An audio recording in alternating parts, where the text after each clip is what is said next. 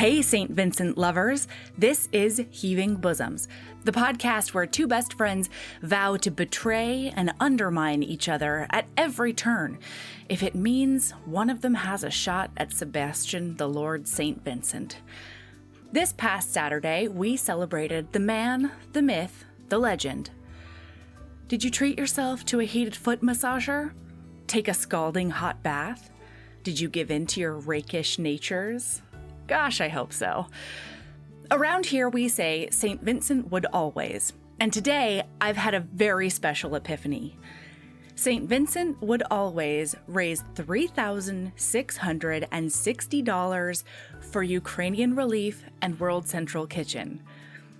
I'm on the floor. Between your Patreon pledges, which we doubled, and our listener matching $500 and then roping her employer in to match an additional $500, the Heaving Bosoms community has raised $3,660. That's a record for us. $1,500 was already donated to Razom Emergency Response, and then we donated $1,660 to World Central Kitchen over the weekend. Because St. Vincent would always feed refugees. You want to know what else St. Vincent would do? Proudly wear a souvenir shirt from England Times Highlander Vegas. Natalie made some extra wonderful logos to commemorate St. Vincent's Day, and you can find those in our TeePublic shop if you are so inclined. Now, if you saw our social media this weekend, you came across a whole lot of silver foxes. That's because we're celebrating Sebastian St. Vincent, Duke of Kingston, the sexy dad of many adult children and grandfather. We've got all three bosoms here to recap Devil's Daughter by Lisa Kleypas. So here we go.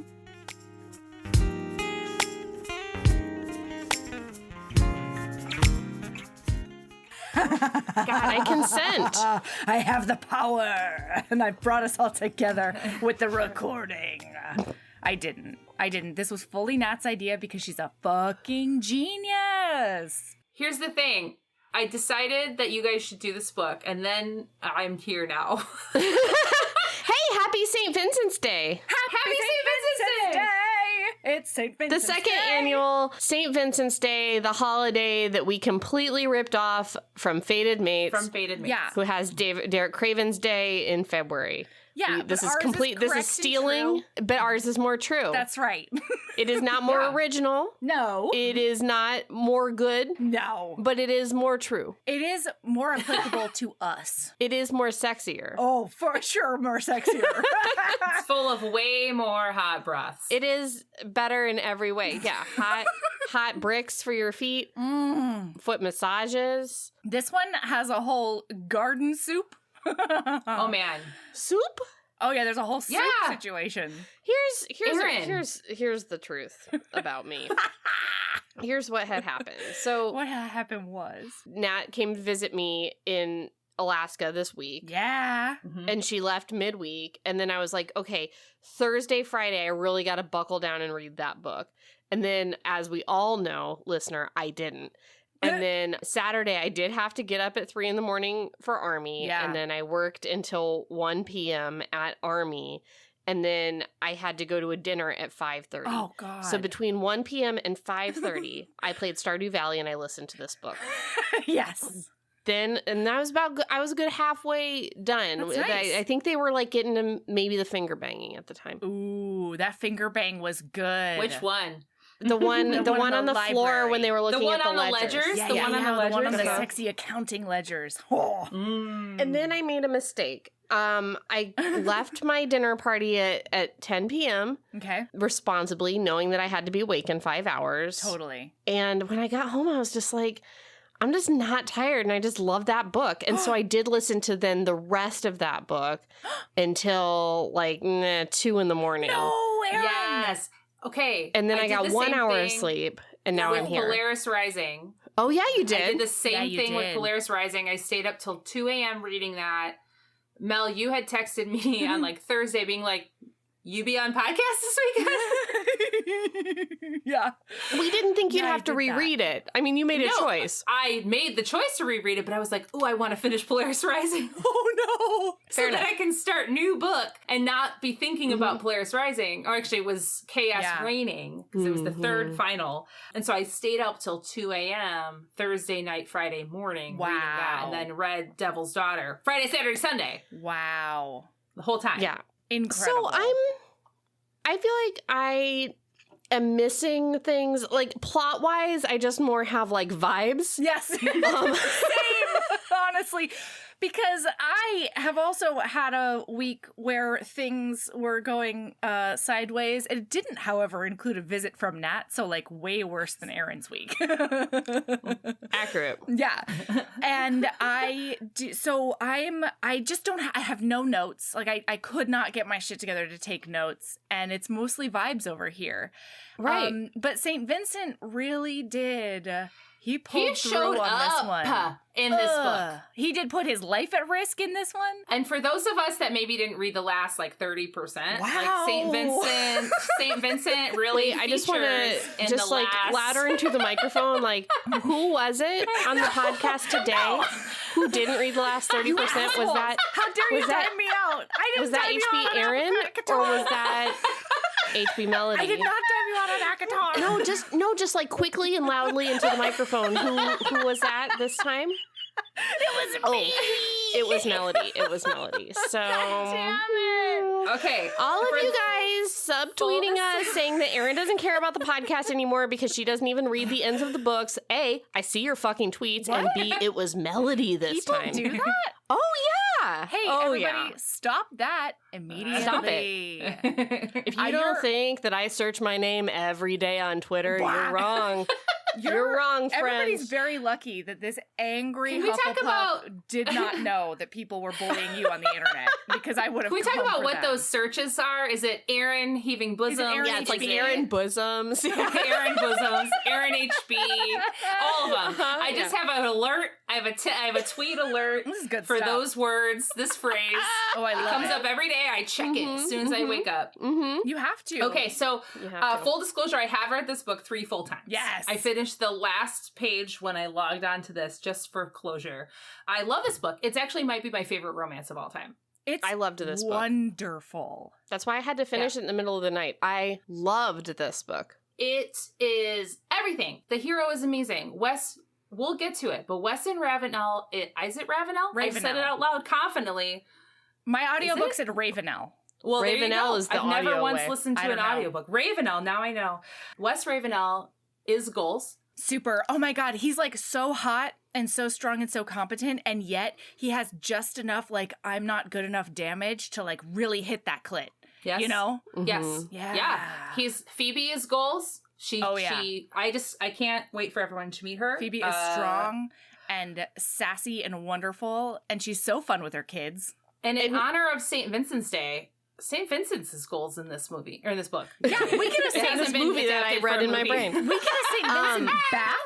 Okay, Mhm. we get a sexy St. Vincent bath in which he demands Evie disrobe. And like, what more could anyone ask for? Mhm. Maybe So the see sex. heroine in this book, if you haven't figured it out, is the daughter of Lord Sebastian St. Vincent. That's the and one. Evie. Devil's Daughter is the name of this book, in case we did not say it out loud. Uh-huh. That's the one. I will say this right now, however. I was so confused during like the wedding meet and greet because like St. Vincent is now Kingston and his son is now St. Yes. Vincent, and like who the fuck is that, and Well- like who's related to who and how. Ugh. There are, and this is deep in a series. We've Yes. been in Ravenel's for years. Yeah. Mm-hmm. Years. So all of these characters that you're talking about, and you're in a wedding scene, and it's everybody you've seen from every other book. Oh my God. It's a million people, and they're all mentioned by name, but sometimes they're mentioned by title. And so you're Yes. like, and I was is? actually reading it thinking, oh, these bitches haven't read this before, or read any of these before. I've read some of them, and Yeah. but the thing is, by the middle, like, so Evie and Sebastian St. Kingston's kids, one of them, One of those kids running around is named Ivo, right? Yes. Named after Evie's dad. Right. Yes. And so the whole time I'm like reading this thing and I was like, You why? thought he was Ivo Jenner. No. But I was like, wasn't Ivo Jenner like a primary enemy? And a bad of, guy? Like, and I was like, wasn't he a bad guy? Because I don't know what book I'm remembering. You're remembering but Saint Other One's Day. Yeah. I'm probably thinking Derek of Dreaming of Craven. You. one. Yep, exactly. It doesn't matter. But I was just like, why the fuck would they name a kid after Ivo Jenner? Like the whole time reading. And then I was like, right, because that's Evie's dad. It was like 60% of the way through before I remembered that. So the way Anyway. that this book is branded is the Ravenels meet the Wallflowers. Yes. It's the Wallflowers series, which was Evie's series. Hot. And meets the Ravenel series, which is Devin and Kathleen, Yes. who you meet in this book, who are Pandora's guardians. They're wonderful. Mhm. So if you haven't read those books, I did those all 2021. I got them from the library like one at a time. I read them Ooh. like in the old paperbacks one at a time. It was Ooh. fabulous. Wow. It was fabulous. And so I did Kleypas all 2021 because in Yes. case we didn't say it, this is a Lisa Kleypas book, which I think Listen, people would know. it's in the But just- title, everybody. Fuck off. We can only do so many things well, all right? And today it's not very many. Yeah, here's the thing. Yeah. So I met all of them, but I read this book before reading all of those. I read this book when it came out. I was like, next Lisa Kleypas is out. It looks yeah. great. Love the cover. Love the sounds of it. I'm going to order it. And I read it and I was like, I'm in a series and I don't know what So many series. characters running around. Yeah. I mean, it was But easy for me to follow. It doesn't matter. Yeah. It doesn't matter. It doesn't you matter at don't. all. I fell in love with West Ravenel Oh. the first time I read it. I did a tribute video to this book where I Yes. made the soup on YouTube. Yeah. It's When? there. You can search it. She I'll can. put it on She her made, Patreon. and we're gonna put it up places. Yeah, she made the I'm garden obsessed soup. with this fucking book. I It's don't so remember the good. soup. It's It's okay. fine. Okay, listen. So we start off, and Evie Yes. is on her way to a wedding, I think, probably. Mhm. And she's with She's her in the carriage. 2 sons. And oh man, there's like sort of a, not a fairy tale beginning, but it's very like, here is Evie's journey up until now. And she was in love with her childhood sweetheart, and he was sick his whole Probably life. had Crohn's disease. Yeah, You think? maybe something like that. Yeah. Yeah. Or It was like basically like a wasting disease is how they described and it. he had a could hard not time eat with food. anything. Yeah. Mhm. Crohn's is a Mhm. really good guess. Yeah. Yeah. So he was sick, but they loved each other like to infinity and beyond and foreversies. And then they had 2 sons, and he did die before like the first son was even born, I think. Mhm. So he's dead, and she's a widow, and she's like a sought after widow because she has a rich dad and she's got a good title thing and other reasons. Yeah, she has her own. Her son is a viscount. He's the heir to a viscountcy. Yes. In Essex. Don't know where that is. Geography's Also not for don't me. care. It's in the UK somewhere. And then she's also St. Vincent's or Kingston's or Duke of Kingston's daughter. Yes. So she's got connections, she's got whatever. So she's been out of society forever because she's widowing.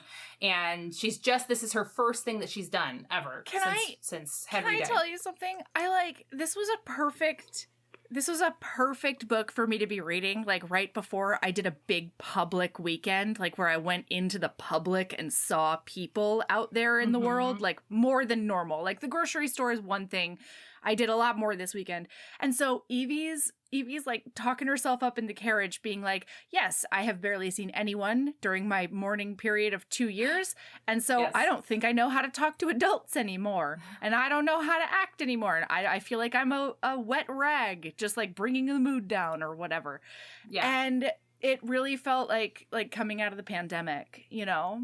Yeah, Mhm, she's like, Yeah. I think everything, I can't remember if it was like later in the book in this beginning chapter where they're like, parties are just so loud. Yeah. Yes.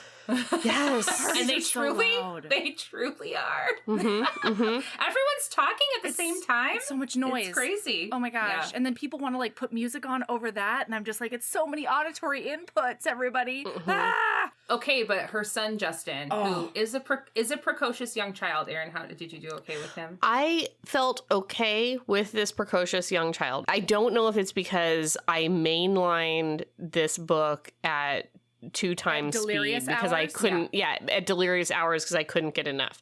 But he did seem like, I feel like in romance we have these children that are like overly cute, you know, and it felt like a realistic kid to me, you know? Same, yeah. Yeah. I felt like his relationship with his mom and his relationship with his grandparents was just really relatable, and I just liked it. And I also, he ended up being not only like some of the plot, you know, forward, like he was integral to the plot, which is always important. Like, don't put a kid in there if it's not going to do something I need it to do. Yeah.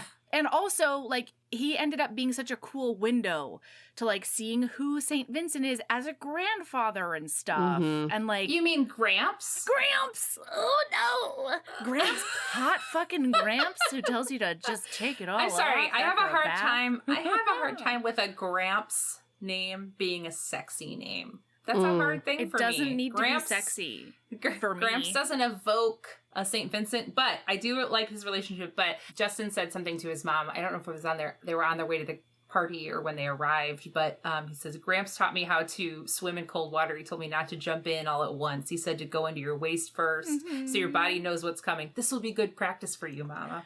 So it was just like really cute how he like talked to his mom and was like kind of coaching her through this like first party. And yeah, and that was the grocery store for me.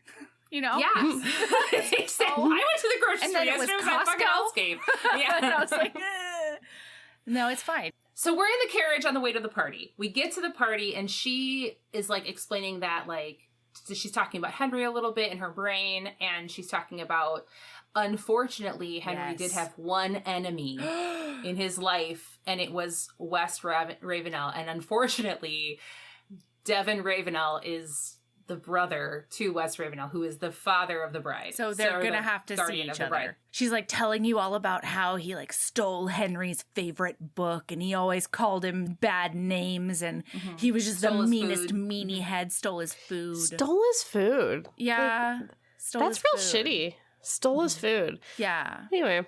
I mean, that's the one that really got me. Like, he stole his dinner rolls, okay? Yeah. But also, like, if somebody tried to steal my dinner rolls, it would be a firm slap on the fight head. to the death.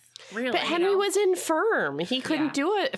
By definition, he couldn't do a firm slap. He was infirm. Listen, it's true. He was unable. I don't know if this says funny, but the way something you said it was funny. about the sexy goggles that I wore all throughout the book, the parts that I did read. But when it said that he stole his food, I thought to myself, he probably wasn't eating it anyway. Well, somebody else said that in the book. Who said it in the book? Oh, did somebody say it in the book? Yes, it was. Somebody. It was said whoever it to she confides in about it. Who's Gabriel. like, nah, everybody's Gabriel, bullied. her brother, Yeah, Gabriel. Yes, the groom. He was like, well, was he really gonna eat that dinner roll? You know, I know. Me and Gabriel, bad people. Yeah, well, I know that we're like just flailing about this book instead of actually telling everyone what happens, but don't worry. They go into the party. Yes, they go into so she follows Eversby Priory, anyway, whatever it's called, giant castle, and this house has like its own personality in the other books. Yeah. Oh, yeah. If you haven't read them, like Eversby Priory is like a whole character in other books of this series. Sorry. There were a lot of descriptions of the house. Yeah, there were. So she chases her precocious son into the, I don't know, the foyer, the grand meeting room of the front door. And she sees this very sexy, strapping man who's just like picking people up and telling people what to do and like, just coordinating everything. And she's like, oh no, look at that very sexy, competent man. And then somebody is like, have I introduced you to West Ravenel? And oh no, that's not true. Henry is, Justin, the son, drops a marble. And so while he's directing everybody and like making sure a maid doesn't fall over and everything, he steps on the marble to be like, oh, wow. And then he takes it over to Justin and he's like, oh, wow, this is a really nice marble. Look at that sheep inside of it or something. And like, this is cool stuff. Do you play this game with it? What about this one? Oh, I'll teach you that one later. And so then he introduces himself. And so she's been like, I've never felt this way about a man ever. And then he does say his name is West Ravenel. And it's like a waterfall, just like hits her. And she's just like, oh no. Yeah. The only man I've been attracted to was my dead husband's bully. Do you guys know what he looked like? Oh, tell me everything, I have Erin. so many, yes, I have so many highlights, but I want to hear you say it. His hair, a shade of brown so dark it could easily have been mistaken for black, gleamed like liquid as the light moved over it. Just recently, I'm no longer reading. Just recently, Natalie and I were talking about heroes, and maybe it was Sarah, maybe it was all of us, but somebody said a hero is blonde, and I was like, ew. I like this. The man listened closely to the housekeeper, as she explained, blah, blah, blah, blah, blah. Simultaneously, he tossed a key to an approaching under-butler who caught it with a raised hand and dashed off to some errand. He's like doing stuff. Okay, the man radiated a crisp masculine vitality that seized Phoebe's attention. Oh, yeah. He was easily over 6 feet tall. I mean, why is 6 feet always the barometer? It's not even that tall, 6 feet. Why is the 6 feet always the thing? Because they're English. He was well over 5'8". Like it never. Well, he was well over 6'2". Anyway, whatever. Well over 6 feet tall, with his athletic brawn and the sun-bronzed complexion of a man who spent a great deal in the outdoors. But he wore a well-tailored suit, of course, of clothes. How curious. Perhaps he was an estate manager? So much hotter than that. He is, though. He's also the estate manager, though. Like, he does so much. Oh, wait, Erin's got more. His eyes were shockingly blue in that suntanned face. His brief smile, a dazzling flash of white. He was very handsome. Ooh. His features strong and even, with faint, pale whisks of laugh lines radiating from the outer corners of his eyes. He seemed like somebody who would be irreverent and amusing, but there was also something shrewd about him, something a bit flinty, as if he'd had his share of experience in the world and had few illusions left. Somehow that made him even more attractive. It did. I agree with you, Phoebes. Yeah. Oh my God. So she finds out his name. Wait, Natalie has to recover. Natalie, did you swoon? Did you need a smelling salt? I might. This hero is everything because he's not cocky either. No. Yes, I know. He has earned. I mean, he is a little bit, but like, but like only sex and like farming, and I don't know why I think that's farming. Erin. Yeah, he knows. He just has. Okay, because here I have this highlight right here. Because they go into talking, and Justin like takes it upon himself because his mom is dumbfounded by both the beauty, but also the fact that. I don't think she even knows who he is at this point, but... No, but she's having a physical response to him. Yes, she can't handle it. She says that there's a fire and ice jolt of awareness inside of her, but he says, Justin, her son says, I'm Justin, Lord Claire, and this is Mama. Papa isn't here with us because he's dead. Because he's dead. And that was very true about kids love telling you who's dead. Oh, yeah. Oh, yeah. Natalie and I met a kid who told us who was dead. What? Sorry, Natalie and I went to the Alaska Zoo last week. Okay. And this little girl just came up to us and was like, Jake's dead. Walked up next. Yeah. Jake's dead. And we were like, hey, how are you? And she was like, Jake died. And we're like... Yeah, and we're like, oh, we're sorry about Jake. And she's like, he's dead. Jake's dead. And the parents were like, the bear named Jake is in fact apparently dead. A brown bear at the zoo had recently died named Jake, but we were very concerned that it was a close friend or relative, and she was just telling everyone at the zoo. Yeah, Jake died. Yeah, kids love death. They're fascinated with it. They do. Valor just today was carrying around some like baby dolls or something, and she was like, I was like, oh, Valor, where are you going with your babies? And she's like, to the couch. The baby died. I was like, oh, kids are fascinated. Anyway, this one's very much like, my dad's in heaven, like, he's dead, like, just and so then, everybody knows he did die. And then he says something like, also, this is my mom. She's not used to talking out loud to people in public or something. It was so cute. She only talks to kids. Yeah, so then he introduces himself, and he's like, I'm West Ravenel, and then he can watch her face, like, change. Oh, yeah. She's just like, oh, fuck stick. And then we get to chapter 2, where we get a lengthy description of what Phoebe looks like. Oh. From his perspective. Tell you how long it took me, Erin, to figure out that Lady Claire and Phoebe were the same lady. Not like a daughter. Well, because, like, okay, listener, in case you were wondering, I still haven't quite figured out how England works. Because, like, I feel like, where's Claire come from? Like, we know both her parents. What's Claire about? It's her the estate husband's title, right? Oh, that's it? Because she married... Okay, all right. Is that what it is? Anyway, Yeah, so It's gotta he's be, Viscount, yeah, Henry's- Viscount Clare. Okay, That makes Viscount more Clare. sense because she took his name. Okay. But it's also like a lady's name. Like, can we not do No, that? I know. Because it's a lot for me, Erin. So is Kingston. Like, Kingston, St. Vincent, they're all fucking names. And it's just, there's so many names in this whole thing. Yeah, at least Pandora wasn't also a title, you know? That would have been, wow, her England. book is so good. I know not everyone I think likes that her might book, be but- St. Vincent's Day next year because he is St. Vincent at that point. Yes. Yes. Yeah, it's St. Vincent's son. It's Gabriel. Oh, hey, HBs. I don't know if you've heard, but we have a Patreon. For as little as $5 a month, you get over 150 bonus episodes, most of which include Erin, videos of regular episodes, author hangouts, and so much more.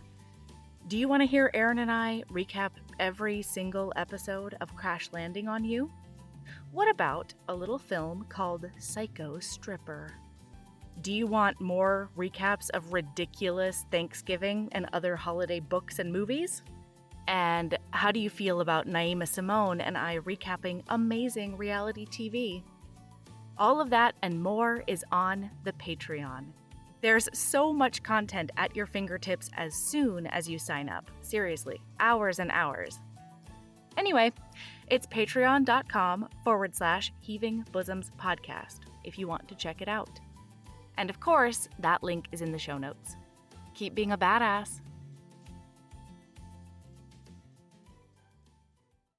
Okay, so she's like, we're gonna stay away from this dude. She's like, oh, you promised to give my son a lesson in a game, but like, we're not gonna hold you to that promise because I never want you around my son again, basically. And he's like, oh shit, I don't know what I did to that woman, but I should steer clear. Yeah. So then they do nursery stuff, ? And then they have like a dinner. Well, first, I think it's kind of important to talk about that she's kind of talking to her family, yes. and they kind of mention in passing about how she's going to help guide Justin to like and pay attention to the estate now because Justin obviously is like 6 years old or something like that, 7. Yeah. And so he does not know how to run an estate. So she's going to have to help him. And like they're just talking about that as a group. And West, unfortunately or fortunately, just kind of can't keep his opinion to himself. Well, no, because it happens to the best of us. Gabriel and older St. Vincent, Kingston, yep. Kingston are meddling meddlers because he's like, oh yeah, we're gonna go on this farm tour tomorrow. Phoebes, you should join us on the farm tour because you need to learn more about farming. You have a times. farm. Yes. Yeah. And she's like, well, I couldn't. I have an estate manager and I think he would be very upset if I undermined him. And Wes is like, the fuck? The reddest flag in the world. Yes. Yeah, exactly. Yes. And he's like, you are the person who would take the best care of your son's bullshit. Like, you should be involved and he should not be weird about including you. And like, he's also bad at progress and like, he thinks that everybody should be the way it always was because like serfs were a good thing, everybody. So like, keep them down. And yeah, basically if you give your tenants the opportunity to voice their opinion, they'll just complain. So don't give them the opportunity to voice their opinion. That guy is like, what would they even do with leisure time? Their farm. Yes, right? Yeah, what would they read? Play-Doh? Like, oh God, Edward fucking Larson is the worst. God, I hope he never gets a book. It's very Prince Henry from Ever After. Oh no, he goes to jail, Melanie. Yes, because does he go to jail in the last 30% of this book? Oh my gosh, Melanie, shut it down right now. We'll let you know. Okay, so anyway, we can't tell you now. We'll spoil it for listeners. Sorry, listener. They get into like a butting of heads right off the bat. Yes. And like Wes already knows that she's kind of like, fuck this dude. And then he kind of puts his opinion in there and they end it okay, but she heads up to the nursery with Kathleen, Lady Trenier, and is kind of like, fuck that guy. But she knows so much more information than Wes knows at this point. Yes. She knows exactly who he is. She knows exactly what happened in the past. And he's kind of only operating on partial information. But he knows a lot more about farming, and he did explain farming to her in a very curt way. curt but still And- accessible, which I really appreciated. And like he didn't insult her intelligence by being like, didn't. you little woman wouldn't understand. No, in fact, he's like, you need to understand this because you need to take a more leadership role on your farm. And I really liked that during that conversation, he was like, he realized that he definitely had spoken, maybe not out of turn, but definitely in the wrong like tone. And so he was ready for her to just like shut him down. And instead she was like, no, I will hear you out. I will absolutely hear you out. And I don't know, she has no respect for him right now because of who he was in the past, but he has a lot of respect for her right now. Also, he has identified her as a sexy woman. Fuck yeah, he has. She does have the long red hair reddest. of her mother. She's got gray eyes. Silvery eyes with star Bird of striations. paradise red hair. Striations, yeah. Yeah, her skin was flawless ivory. Of There's course. a lot of weird skin descriptions in this book. Yeah. He can't wait to see her naked because she'll be all ivory and pink. Flushed. Yes. Pink. Yeah. Just pink all over there. But yeah, I mean, when she smiles, there's like a hot tug deep in his chest. Like, Ooh. I don't know. Like Love he a hot has tug deep in the identified- chest. yes. Same. Any Love a kind of chest hot tug. tug, really. Truly. There'll be some hot tugs later, don't worry, everybody. But basically, he's already saying, like, in this part of the book, he's already like, I would not be ever good enough for her. No. He already knows. He says it, like, as soon as they meet, that his, like, past means, like, that he would never be able to, Right. you know, deserve But someone. you She can needs to have tell- a good reputation, man, because she's got kids and she's got like a name. But Yeah. he's like would smash, but like can't smash. Right. I think later on he says, like, I'll have an affair with her in, like, 5 or 10 years. Yeah, But she's right gonna marry now, a boring yes. man, and then I will break up that marriage. That's what I do. That's how it works. exactly. But you can also tell during this that St. Vincent likes him. Kingston. Yes. Well, and he has, in the past 2 years, because when you meet him in the beginning, he is that drunk lout. He's, Oh. you know, yeah. Oh, when you meet him in book 1 of Raven Elves, yes, you watch. He is featured heavily in every one of these books. So if you have read these other books, you know him. Oh, shit. And you have watched him become this soft, drunken, useless man to this person that has had to learn the hard way. When he talks about in this book, the first day that he had to, like, Scythe, yeah. Sure. Sometimes you don't say words out loud. Never. You never do. So you see that in previous books. Whoa. And yeah, so you kind of watch this whole journey happen. So Kingston, St. Vincent, whoever the fuck, Sebastian. What? Here. Oh no, I'm just like I don't remember any of these books. I know I've read the Reese Winterbone book. Like I know I've read some of these, but like a long time ago. Yeah, so that would have been the Winterbone? book, right? Winterborn. Winter- That would have been 2 books previous. Winterborn. I think. But I don't remember the name of it, and I don't remember West Ravenall in it. I need to and I don't know reread if some of he these. was in that one as much as definitely the first 2. Anyway. I'm sorry. moving on. I'm sorry. I'm no, sorry. It's it's totally No, but fine. there's been a character journey that's been Correct. past You have this seen book. the whole thing. I So have then, said Winterbone in my head for years. Just years. I want everyone to know that. Winterbone. Finger guns to that, Erin. You Yeah. know? Mhm. Notice that you for the first time today. So, want everybody to know. So, Sebastian St. Vincent, Lord St. Vincent, would have seen the journey. Yes. He would have seen the whole thing happening because, And that really gets at his heart. yeah, Lord Westcliff's, they're the closest neighbors. So they're all in this book. Everybody's in this book. Yeah. All of the past characters are here. Yeah, it's a great. reunion. It's great. Okay, so then they have to do a dinner, and West has already been like, I have to stay away from this bitch, and she's like, I want to be as far away from him as possible. And then, of course, somebody seated them next to each other. Oh, you fucking know it was Kingston. It was a whole thing. Everybody was getting together to match these two Being up. Metalsaurus Rexes? And this is the first night that Phoebe has worn clothes that aren't mourning colors. Yes. And she is like, cannot handle Hot. the shade of Too ecru. sparkly. What is an ecru? Yeah. But it is It's like a spangle. tan. It's Yeah, a spangly And it's one. got flowers everywhere. Yeah. And her little brother, Ivo, walks her down. It was so walks her sweet. down so she, yeah. And he like says like, I'm here to walk you down so you don't have to go down alone. And she was like, oh my gosh, you're so sweet. And he was like, my dad made me It do was it. Dad's idea. I like it. Wasn't the dress like way too sparkly or something? Yeah, I remember listening to this while I was like making dinner, and I remember like tuning out and then tuning back in and realizing that they were still talking about how fucking sparkly that dress was. Like it went on for a long dress. time. It's a spangled Yeah, one. it's got gold, like a gold thread that goes through it. Yeah. It's the one from the cover. If you guys have the cover pulled up. Oh, shit. Here, I'll show it to you. Wow. She looks like this guy. Look at, yeah. Yes. So it's got the gold, like, shimmer, and then it's got the flowers, and it's got the cleavage. Hot. So, yeah, like, if you've only been wearing grays and browns and blacks for 2 years and very modest cuts, you'd be like, I'm naked. Hot right town. now. Right. Yeah. And also, like, just eating bland oatmeal, and here we've arrived at, like... At fucking summer vegetable soup, Erin. Oh this is where the soup happens. I remember there was, like, a radish. And greens of a top of a carrots. Yeah, there were the most delightful vegetable that we've seen in some time. Yeah. And, okay, but also I learned that customarily, the man interacts mostly with the woman on his left. Why? Why, England? How did that happen? I don't know.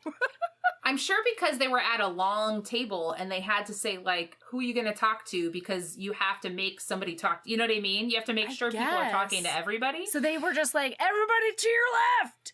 Like, that's weird, but cool. Mm-hmm. Yeah. Cool, guys. So then they have, like, a really nice time. She wants to hate him, but she also, I think somebody said, I think maybe her mom told her, like, the best thing to do is to choose kindness. Mm-hmm. And so she's like, I'm going to be a little bit more than civil. I'm going to be okay. And then she ends up having, like, a great time with him because he's just, like, fun enough. He's just flirty enough, but still respectful. He does get accosted. Because, like, oh, yeah. Well, so they sit down and she says, maybe we shouldn't talk about farming because you are kind of an asshole when we do. Yeah. And so, but then they, like, both recognize that they don't he's like, I don't have any other, like, hobbies or anything interesting about me. And she's like, oh, also me. Like, this is so refreshing that we, like, don't have to talk about anything because both of us are boring. Yeah. And then he does get an HJ from, like, a different lady under the table. What was that? Incredible. But it's, like, right when, so they're talking about books and she starts talking about this adventure book that she loved growing up. And then as she's starting to talk about it, she realizes that it is the book that her husband had as a child because they were childhood sweethearts. Yep. Where she had sent it to him, and then this bully, West Ravenel, had stolen it from him, and it was like a very traumatic moment in the child's life. And so as she's talking about the book, she sees his, like, posture change, and, like, she's like, yeah, because he fucking remembers how he, like, put that book down the privy or whatever. But really, he's getting an HJ. No, she's not getting it. No, a lady she's taken her tiny hand, because it's tiny, all the way up his leg. And then she just keeps putting her hand. How do you give an HJ to somebody you're eating next to? You take your tiny hand and you put it up his leg and you start rubbing on it. I don't understand. That's what's happening. What? I only do that is 100% what is happening. I mean, I thought she was, like, going for the grab, but he was managing to, like, bat her hand away. Okay, sorry, it was an attempt at HJ. Okay, yeah. And so he's like, "Ugh, I'm having a hard time over here. I'm getting accosted." And so she says, lean forward. And so he leans forward and she taps the bitch on the arm and, like, holds up her napkin. And she's like, oh, I saw that you were trying to grab Mr. Ravenel's napkin. And so I thought, here, have mine.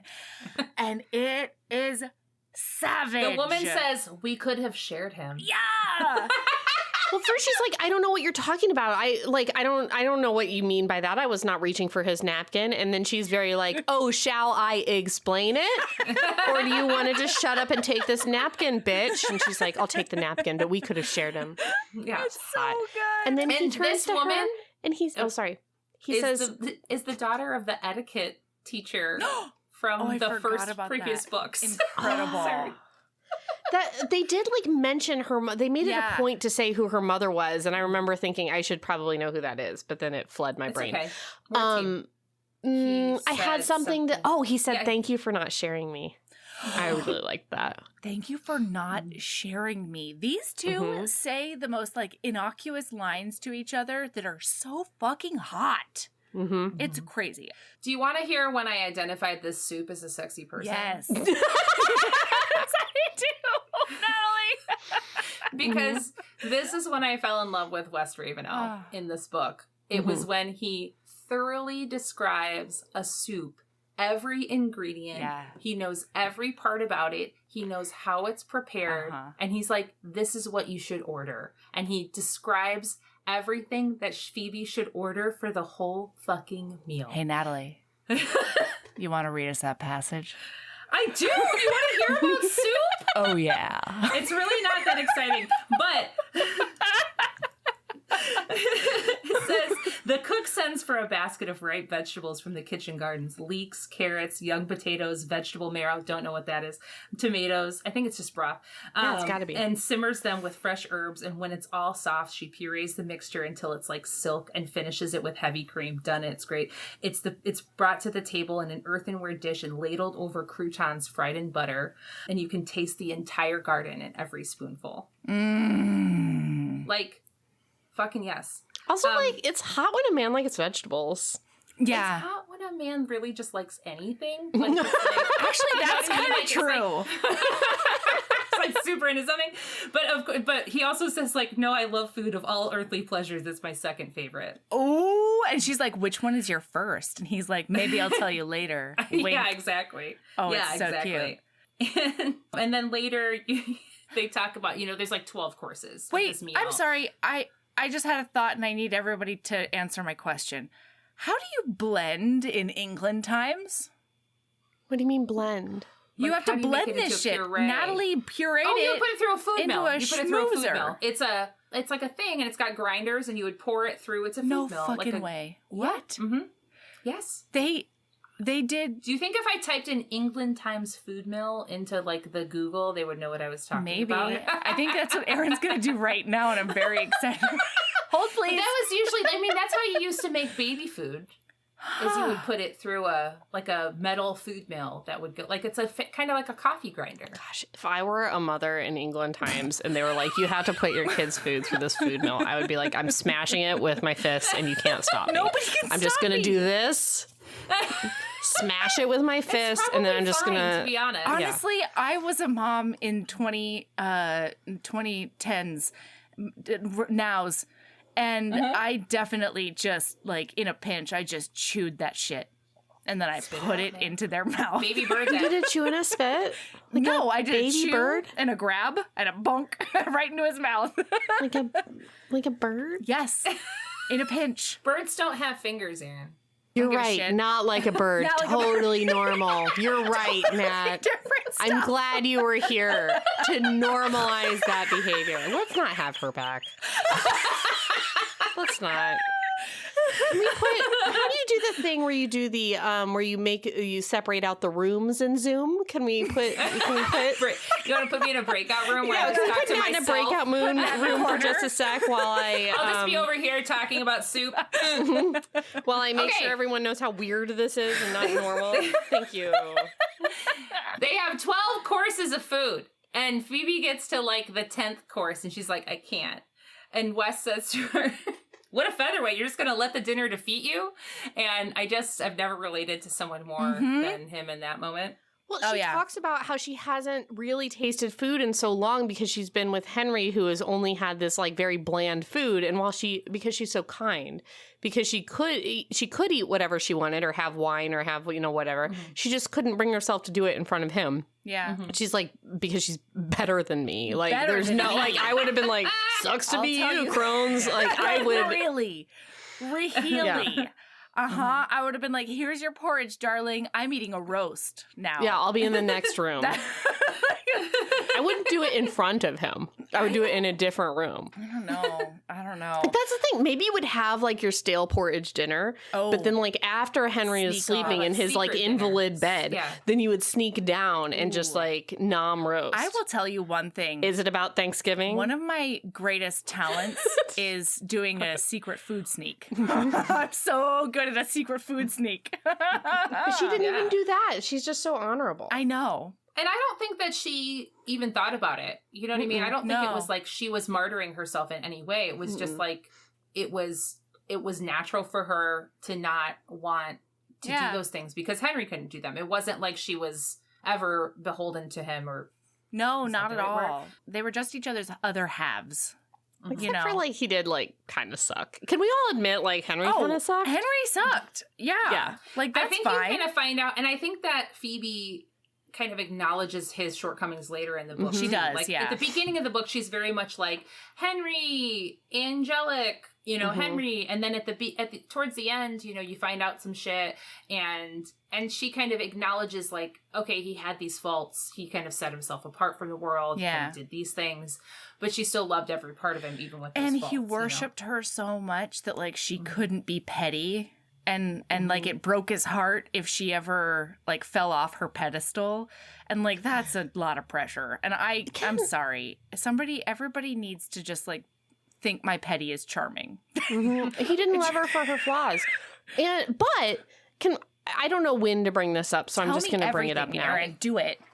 Henry at the end for the last few months was so weak that he could not walk. He had to be carried outside, and he was so weak, wasting away. He didn't have any muscle strength whatsoever. But he was fucking right up until the end.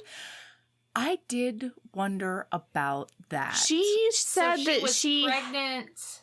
Well, she says to West that she hasn't had sex in 2 years, and Henry died 2 years ago, and then she's never done it on top. So, like, he's fucking right up until the end. So I thought that she had said that he declined right after Stephen, which is her second son's consummation. I thought that's what she had said in the book. But then didn't he die while she was pregnant? Yes. Yeah, so I mean, 2 years-ish, I think is what, I mean. Maybe she means like two There and was a a half period years. of time where he had to be lifted and carried outside and simultaneously was fucking. Like, those two things. Okay. Maybe. Listen, we all have our Save up priorities. those energy stores. Yeah, exactly. Yeah. He's not wasting it on fishing. I'll tell you that much. Yeah. Mm-hmm. Yeah. Okay, The so last what thing he happens gets next? Do they do the farm tour next? So we finish up the dinner. It's whatever. It's fine. It's great. It's a great evening for everybody. Yeah. More of the family is involved. You get a little bit of a peek inside of, like, West's transition from, like, Wastrel. Wastrel. Sure. Because up he to wastes who he everything. is now. He's a wastrel. Sure. Makes sense. Yeah. And then we head to The farm tour. Yeah. Ooh, farm tour is very exciting stuff. So many things happen on farm tour, including but not limited to cat. So Take it away, Mel. Can we first talk about breakfast the next day? Yeah. Oh, Because he comes down to breakfast, he, like, wakes up and he's, like, so horny. Oh my god, And- he's so horned up because all he's been doing is like, thinking the about whole her. dinner, the whole dinner the night before was, like, foreplay for him. And so he is, like, so horny the next day, and he has to go down to breakfast with his brother is there, and they're talking, and you find out a little bit about why he does not think he's meant for Phoebe. You find out about, like, because he's talking to, and then he gets his fingers stuck inside of his teacup because they're tiny little, teeny tiny, dainty teacups, and Wes is a big man with big old fingers. The teacup bit was so fun. And then by the end of it, he, like, gesticulates too much and sends the teacup flying across the room. And There's like, so much funny shit. Lisa Kleypas did so much funny shit in this book. I laughed out loud so many times, even the third time through. But yeah, so we do that little brief, like, character building moment with West and his brother. But yeah, and then we're on the farm tour. okay, farm tour times. So it's okay. So it's Wes, it's St. Vincent, it's Justin, the tiny child, and St. it's Vincent, Phoebe's. the Lord of Duke of Lord Kingston. Kingston. the Sebastian, Duke of Kingston. Yes. St. Duke of Vincent is a Kingston. different person. Sebastian, the Duke of St. Kingston in my vagina. Listen, I don't know. St. Kingston won always. Yeah. So, And that, okay, yep. okay, mhm. so they go out there, and like earlier, he told Justin, like, I'm gonna show you the stinkiest part of the farm, because Justin is like a 4-year-old boy, and there's nothing cooler than something that stinks. So they go out there, and like he is showing them like the machinery barn and other progress things that make it easier for men to farm. Yes. We did start with an apology. Oh, Yes, he Because- did. He did humbly apologize. He did. He said, That was because very even hot. though they had this great night the night before, he still says, like, you know, like she basically is like, I did decide to come because I do want to learn stuff. And she was kind of like apologizing for not knowing anything. And he's like, I need to be the one to apologize. And you have nothing to worry about. Hot. You have been in charge of an invalid, husband and 2 children. Did you think I would not understand? Like there's reasons that you don't know these things, but the important thing is that you want to learn now, and I want to help you, and I'm sorry I was a dick. And the way that she's like, how did you know that I did all of those things? And he's like, Phoebe, I've known you for maybe 36 hours, and anybody who's met you for even that long would know that you did all those things. Like, Hot. And then we find out that he's a scientist. Oh, God, he's just like a low-key farm scientist. He's so hot. Yeah, it just keeps getting hotter the whole time. She says something about how her manager man said that science and nature are separate. And that, like, it breaks his brain. He gets so mad. It breaks my brain. Is that the part where he is like... To begin with, science isn't something separate from nature. Science is how nature works. Second, a gentleman farmer. He's like, I love it. He's like, isn't this the one where he's like, should I be polite or not? And she was like, please be polite. And he's like, yeah, well, fuck that guy. Yeah. He's like, that guy's Anyway, an sorry, idiot. continue, Natalie, but this is his polite version. This is his polite version. Second, a gentleman farmer isn't a farmer. If you have to preface your occupation with gentleman, it's a hobby. Not a job. Bird. That's Sick. right. Third, and she's like trying to interrupt, and he goes, I know his kind. He'd rather choose extinction than keep pace with progress. He'll drag your estate into ruin just so he doesn't have to learn new ways of doing things. Yeah. And so she's like, what was the non-polite version? Yeah. Ooh, hot. Yeah. No, he fucking hates Edward Larson. He's never even met him because this As guy's he the should. worst. He belongs in jail, that Edward Larson. Okay? Ooh. Yeah. And that's what Melody has to say. Well, just wait. Just you wait, Melody. That's what we call foreshadowing. I was going to say that. That's why it took me so long when I was like, oh, and then the word was nowhere. The word was, So then Phoebe is like, don't think that I couldn't cut you down to size. Well, they talk about, in the part of it is talking about how Edward Larson believes that like scything by hand is like the best way to do it, and why would you do a thresher and blah blah blah.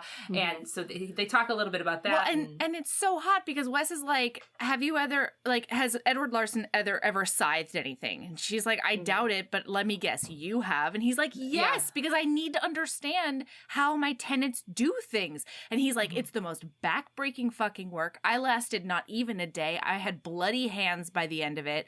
Like, it's awful. And he says something like, it'll take the best scythers, like 12 of them, a whole day to do like an acre or something. And that this thing can do it in an hour.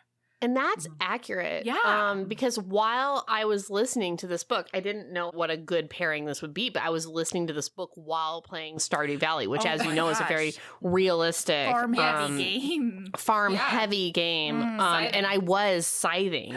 And I did notice that my character on Mystic Falls Farm, she was very tired and after bleeding, only about probably 2 hours. Well, I mean, it's like first aid? it's like 32-bit. Okay. game, but I did notice that she was very tired. You know? So then after his whole polite, I mean, using air quotes, listener, set down of Edward Larson, Phoebe goes, just don't think that I won't put you in her place. And he says to her, as long as you do it by hand. Sir. I was overcometh. Sir. Yeah, so then we find a cat on the farm. And the cat loves St. Vincent. The cat just wants to rub its scrawny body all over St. Vincent, similar to how I'd want to. And I'd like to rub my big lady body. I wouldn't say that it's like a scrawny, get over here, lithe, cat-like body, but yeah, my big woman body, I would like to rub on him. So, but we do get a lot of Saint Vincent. I'm sorry, Sebastian. Yes, Sebastian. Sebastian St. Vincent, the Duke of Kingston. Yes, that's the one. So just we get stay a lot the of Duke really that you're the Duke of. Like, it's Duke like of St. Firelight, what's the one, Moonglow, where he was like had like 17 different titles. Oh yeah, he had like the werewolf title and like the Scotland title and then like the England title. It was so much. But we get a lot of great Sebastian time in this one. He is laughing. This is full unguarded laughs, which shows you that he likes Wes. Trusts Wes. And he's talking to a bunch of workmen. Yep. The workmen are telling her that he's sprack. Sprack? Oh, Wes Ravenel is a spracken. Spracken.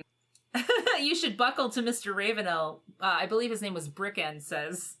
A fine husband he'd make. You'd get some great ramming barons off that one, certain sure. Certain sure. Yeah. I'm going to start working certain sure into my God. my everyday speech. Yeah, he's Sprack, a lively lad, quick in mind and body, up early and late. Sprack. Sprack. Oh. Yeah, okay, exactly. and then they lose the child. Okay, the child does follow that cat into a pen, not looking at what is in literal that pen. bullpen. Not, And there is a giant bull who is very territorial about his space. And so Phoebe's like, Justin, just back away very slowly, like trying to be very calm. And like without even thinking, Wes just sprints to the pen, vaults over the side, and like puts his body in between Justin and this fucking angry bull. And he's like clapping his hands and waving his arms to get the attention of the bull. And then she sees that St. Vincent has also... hot grandpa, not to be outdone. Yes, hot grandpa. Yeah. Gets in there and carries him out. And then he's like, Ravenel, is there anything I can do? And Wes is like, get the fuck out of here. Yes, you and only one of that us child should die if anybody's gonna die. And then he has to do a bunch of evasive maneuvers is the word I was looking for. Thank you. Ooh, Natalie. did you see Natalie's evasive maneuver? That know. was for the patrons right there. Oh Yeah, my that's for God. patrons. Not only did she do those evasive maneuvers, but she came up with both of our words, Erin. She got your foreshadow and my evasive maneuver. What a fucking delight it has been to have Natalie here to tell us the plot, to tell me it's not Winterbone, which not only includes a U but an R I didn't know about. To tell us what words are, great. to tell us how you puree shit in England times, which I did look up. Do you know they still sell old-timey mills? No, yeah, like don't buy Costco and those. shit. Don't yeah. buy those. Don't. Just why get are you doing yourself this? a pureer, dude. Just get a pureer. Come on. Yeah. Or just like there's a mortar and pestle if you get in a pinch. Like I it's think not. that immersion blender is the tool that you want to use in this soup situation. Is that the one that's like a? It's a stick blender. It's like a yeah, it's like a vibrator, but with a schmoogle on the end. but with a very sharp metal blade. Don't confuse use it. Don't. This you is may a be danger tempted. bang. This would be That's the worst danger bang. Have you seen Seven? It's like that. Natalie, you have. You have? I was about to you say should don't. not have seen Seven. You should not have seen Seven. You're not the right girl for that one. Yeah. No. Okay, I'm sorry. So Wes is doing evasive maneuvers. He'll be doing invasive maneuvers later. Ooh, get it, girl. She's so smart. Remember how moments ago I was like, I'm so happy that Nat's here. Now I'm like a little bit intimidated. And now I'm kind of like, get her off the podcast. We gotta Like, sit in that it breakout turned room. so fast. She's really dancing on the head of a this pin. about books I like, okay? Okay, so then he dives through the fence and she's Gets doing away. a cry and a kiss on Justin. And then St. Vincent, the Kingston Duke, comes over and is like, I do believe Wes is injured. Oh. And so she's like, oh my God, take Justin. And then she pulls up her skirts and she runs as fast as she can over to Wes. And she's like, are you hurt? Let me look at it. And he's like, I cannot let you look at it. And let's be honest, the first thing she notices is that her pants are undone. Yes. Yes. Number one thing. He says, I can't literally, show you "'Tis this." but a scratch." His pants are ripped open. What does she see? Because, like, His belt. Is that it? Yeah. Oh, I thought it was his tan lines. Oh no, that's later. Because No, she's also like, sees a I need tan to line. see your wound. I'm a woman and I can tend to it. Yes. And he's like, no, it's not in a proper place. It's just and then like on she his does hip. see. Oh, okay. Because she does see it's some England stuff, but I times. couldn't like figure out what it was. And I was like, balls? Like, remember later on? Remember, did he? Where are they? He Is that his balls? right open? Yeah. No, remember when they were on the think it's just, floor like, his later hip. on those ledgers, and there was this line where she was like, he pulled up my skirt past my ankles, and I was like, woo about it. So like it was just his hip. Yeah, Right. I think Well, he she did could nom on those see feet, which I think anyone would have been like woo about it. twice. Oh Yeah. God, 2 times. sploosh. Okay, so she pulls the typical mom move of having 3 handkerchiefs on her Yes. in various places. Yes. And has them all up. Kleenexes onto shoved Wes. up her sleeves. So like she kind of gives him the handkerchiefs to like just because he was using like a greasy farm rag or something like that, which gag. And she's insisting that he takes a cart back. And he's like, Erin's fine with it. No. Erin, the purveyor of It's England proper times. first aid. You know what? Take that shit-covered rag and put it right in If that this were wound. When you don't if have this were antibiotics, crash landing on Erin. you, he would just be bleeding out while she hugged him. All right, like there are lines you have to draw. Okay, What? Take this. There's a maggot on it. I know, but just put it right on that open wound. I don't have access to penicillin. I know You it was do just it. like there was just something a Evie little is bit the- hot. That's like I'm sorry. I don't know why. Listen, it's because it's this hero. Maybe I don't know. There was just something that was a little bit hot. Of like, I'm fine here, bleeding profusely with my greasy farm rag. Like, get away from me with Don't your take care clean. of me. Yeah, No, that's yeah. an So Erin move through and through. It's a big contrast, right? It's like it's I'm him. the Yeah. dirty. No. Oh, Yes. I was saying the dirty past. You could be bleeding greasy out, and somebody rag, would be like, "Erin, are you clean. okay?" And you'd be like, "Yep, problem doing is- right over here." I'm married to one of those too. We're just like, don't you? Yeah, you're right. Oh my god. Okay, so she does make him get on a cart to get home, and it's like, earlier he was talking to Devin about like how Devin like turned in his man card basically because he married. There's a lot Kathleen. of like weird manly stuff. Yeah, that but happens I- throughout this whole. Book. I also And, think yeah. it's like kind of a direct commentary on that, you know? Yeah, I think it's showing how wrong he is. Yeah, right? yeah. Mhm. So he's doing that, and then she's like, "Will you just get on the cart, like, for my benefit?" And he's like, "Okay, I'll dance through your loops or whatever." Yeah. Nah. And then when they get home, a doctor goes and sees him, and then she does sneak over there to his room to see if he's okay, listener. And he thinks that it's his valet coming in, and so she does a knock, knock, knock, and the valet, and he's like, "Come in." She walks in there, and he is full shirtless, standing with his back to her, and he's got like one of those toothpaste bodies, and he's got those shoulders. What's a toothpaste? What toothpaste body? When you grab a tube of toothpaste, like toward the and bottom, it's, and you go, tapered. yeah, you squeeze the bottom so that all the toothpaste goes to the top. So And then it's you've top got heavy. you've got the waist, the small waist. Would you like to hear about it? Yeah, please. I'd like that. See, my toothpaste body would be very bottom heavy because I just go ahead and squeeze it from the top and then also lumpy down there. Are you a fucking chaos agent? What She's are a- you doing? sometimes she's a chaos I don't have gremlin. the time. I'm like a busy businesswoman, okay? Erin, time. This first is the of most all, efficient way to do it. Are you fucking is the kidding me? most Okay, we efficient cannot way. talk about this right now. I've used your toothpaste Okay. too. You didn't even notice this? That I squeezed probably from the top. fixed it Both. I've used your immediately. toothpaste twice. toothpaste your toothbrush for you. Ooh. Wow. Oh, hot. she did. She did. I forgot. Oh my gosh, is that why? Hot. Probably. Because the No, I last don't- time we saw each other, I used your toothpaste. I No, I fucked don't it even all up. remember. Oh, okay. No. Okay, ready? Uh-huh. It was a passive aggressive move, but Erin, and this you didn't month- even know it. I love it. I didn't even realize. You know what? But this- Always do passive. I'm so sorry. You're never going to say the thing you want to say. I'm sorry about it. This is but a it's 3-hour the episode, truth. everybody. I don't This care. episode's 3 hours. Erin and I are 1 off hour the in. rails. Okay, Erin and I are gone. Listen, if you're going to be passive aggressive to me and like not tell me directly the thing that I did to wrong you, please do it by just doing things for Yeah, me. do the Like thing if for you me. like, yeah, that's the best way to be passive aggressive at somebody. Me. I'm just gonna do this until I die. I'm gonna never let you know, and I'm just gonna keep doing things for you to see if Truly. you notice. Like, Isn't that our relationship? I think it honestly is at this point. Isn't that what Natalie does for heaving bosoms at this point? Kinda. Yeah. Kinda. Wow, Oh, they're man. so I'm gonna wrong. read I'll this just do it. passage Okay, all and you right, can't okay. do anything about Jesus, it. Fuck, she's so Natalie. mean to us. Ugh. But this man, all rippling muscle and bronze skin and coiled energy, appeared twice as large. The room scarcely seemed able to contain him. He was big-boned and lean, his back flexing as he lifted a goblet of water and drank thirstily. Love it when a man drinks thirstily or like in one gulp. You can picture that Adam's apple. Phoebe's helpless gaze followed the long groove of his spine down to his hips, the loose edge of a pair of fawn-colored trousers untethered by braces, which I think are suspenders.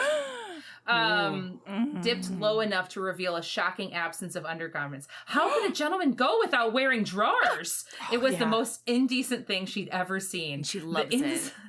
The inside of her head was scalded by her own thoughts. Ooh. Scalded. She scalded her own brain, everybody. Can I just say... And then he hasn't even noticed that she's there. No. This man not only has hands that get mentioned a lot, which we know is the gateway to my heart, but also a throat that gets mentioned a lot, and I love a throat. Love a throat. Yeah. But she never says he has a sexy throat. What she does is she describes him swallowing things all the time throughout this book. Or water dripping down. Yes, oh, golly. constantly. Yes. This is the show don't tell that he has a sexy throat. Like, he's always swallowing like the rest of his coffee in one swallow. He's always like gulping things thirstily. Oh, yeah. It's so good. Oh, is he, Erin? Yeah. Yes. Mm-hmm. Oh, gosh. We also talk a lot about body hair, which a chest hair is the way to He's a my hairy heart. man. Oh, He is. I'm gonna pass on that. I love one. a man pelt. I don't like Melody. it. I don't like For it. those of you that have ever read it, the Sure. Spotless series by Camilla Monk, which you guys are never going to do on this show because it is not an HEA. But I have read it. My friend Karen Kiley is obsessed with that series, and she got it for me for Christmas. Oh, But we'll nice. never do it on the show. He has a thick man pelt in that series. It is, love it. Oh, Okay. man. Yeah. But yeah, we talk about how hairy he is. We talk about what kind of hair it is. It's springy. She wanted to brush her nose and lips across it. Yeah. She wants to get So in Run there. our hands through it. Yeah. Put it in Yes, between her yeah, hands. exactly. Listen, okay, so then he turns around, everybody, and he's like, OMG, you're here. And she's Yeah. like, I wanted to check and see how you were. And then it's basically on TM.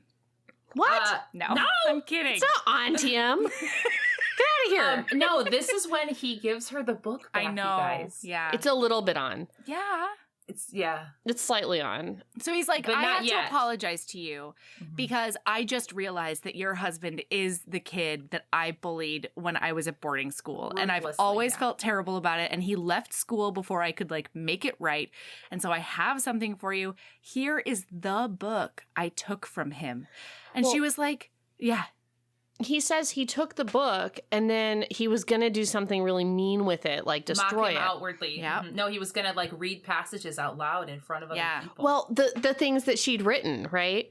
So she wrote this beautiful, like, I love you and we're children and here's your book. and left then kisses she left on different kisses. pages. kisses on her favorite pages, and she'd put little X's in the margin where she'd kiss the pages. That's very cute. And then he was really going to torment him with it because, like, ha ha ha, he had a little girlfriend. But then he read the book and he liked it so much and he was so excited. He said, I didn't know reading could be like that. Uh-huh. It was and he was like, all I really wanted to do was talk to him about this book, but I couldn't because I was bullied. I was such a dickhead. Yes. Well, he does say that after he took the book, he basically stopped bullying him because he was like, "Oh, this kid's cool." We have something in common. Yeah. There's this. Yes. And then Henry left school because he was miserable because he was being bullied all the time. Like, what? A catch-22. And I love this because she says, my whole life I've been like, that book was so important to me and it was so important to Henry. Never did I think once that it would also be important to West Ravenel. And like, He it was said- life-changing for him. Yes, he said that he read that book, and from then on he wanted to be hero, like the hero in the book, like the adventurer in the book. And he wanted to be somebody who slayed crocodiles and Yes. protected other people. And she said that she always wanted someone to slay crocodiles for her. And then he says that after a while, he just started pretending that those kisses were for him. So they've had a long-distance, unrequited romance since they were children. He says it was one of the best things about my childhood. And naturally, it was something that I'd stolen. Oh, Which it's just like... because he's so hard on himself. Yeah. He's like, I'm the fucking worst. Like, of course, the best thing about the thing I did was like, it started with theft. And so she says, no, you have to keep They're it. like, Henry and I would want you to keep it. So they're pushing it back and forth. Push, push, push, push. And then finally, she does like fall into his chest. And then they are kissing. for like the whole chapter 13. Yeah. It's Well, the because there's longest two. kiss. Yeah. 2 kisses? No, there's two. So there's- both perspectives. Like, Oh, right. Yeah. So there's like that kiss, and then when they get done, one of them's like, that Yes. was a mistake, and it was like no good, and don't worry about it. Oh, and she said it was she's nice. like, that was nice, but I've forgotten about it. And he's like, that was nice, yeah. nice. Like now I need another shot. Excuse me? Yeah. Never ever tell a person that their kiss was nice. Like now I have to And he was like, fix prepare yourself Yeah. to be He a said, me. my He God, says, when he- prepare yourself. Prepare yourself. I nearly lost my GD mind at that point. I highlighted it and I exclamation pointed it, and I was just like, oh my God. If anybody looked at me in a sexy way and they said, prepare yourself. But like, what if it was Scar saying, be prepared? Is that I think I'm sexy? on record as saying yes. Ta-da. Yes. All right. Yeah. I'm just checking. I just All wanted the to see where it gayest went. Disney villains are on my top Yes. 3 that I would. Yes. So it's the longest kiss. Oh, Lisa it's so Kleypas hot. is masterful Yeah. through the whole thing, and then she basically like flees. Phoebe flees. She, And- no, she says to Oh, him, God, yes. okay, after this, Yes. she says she raises up on her toes, she nuzzles him a little bit, and then in his ear she whispers, "There's nothing wicked about you except your kisses." I have that memorized. It's seared into my brain. I did not have to look at a note. Yeah. It is such a good line. It just like, it just grabs you. And it grabbed him. I'll tell you he kissed like a man who had lived too fast, learned too late, and had finally found the thing he wanted. Oh, I cannot. How fucking dare you, Lisa Kleypas? I cannot. She's such a hot fucking genius. I I know. know. Truly. Yeah. So then we get a tub scene. St. Vincent's in a tub. Yes. You know what? As Ah. much as I do love Sebastian's St. Vincent, the Duke of Look, Kingston, What are you about to say? What are you about to say to me? You didn't need it. I don't need a grandpa scene. I do. I know that him and Evie are fucking. I don't need, No. I think that this scene served a purpose of Evie being like, "You're fucking meddling." Yeah. Mm-hmm. You know But what I we mean? know he is. Yes. We No. know that's why they But sat I next think to it each was other. like the connection, right? It was like to bring all the wallflowers back into Oh yeah, it, I you know what mean? why. Yeah. I just didn't Yeah. need it. Like I know they're did. still friends. I know these Yeah. two are Oh still my God. fucking. I know he's got hot Ooh. gray hair now. You didn't and he like the still countdown lounges until he ruins her dress? No, it was hot. I just didn't. I know. I got it. I know. But I just didn't need it in this book. Oh, Like I could have had it as a special treat in her Honestly- newsletter or something. You know, like I Erin, just didn't need it On here. this, the All Hallowed Day of St. Vincent's Day, you say this to me now? On this holy day? Fuck This it. is so- Some people just like to watch the world burn. Wow, Erin. When Sebastian's leg is propped up on the far end of his tub. I cannot. He's I got didn't- a glass I of liked brandy. it. And then the It water just dangling grounds the off him. momentum of the book Yes. to a halt. And I And- feel like she does this every time. And There's just like, Evie. as soon as they start smooching, there's like a random chapter with Because like Erin, other have characters to. always. She's edging us. She's edging us hard. And she's edging us with I more got sex. enough edging in this book that I didn't need There it was so in the much pacing. edging in this book. Mhm. Wait, Everything. Wait, but then and also Evie's like trying to erase getting her buttons off. And then finally she's just like, oh fuck it, ruin it. Just rip it off. I know you're going to anyway.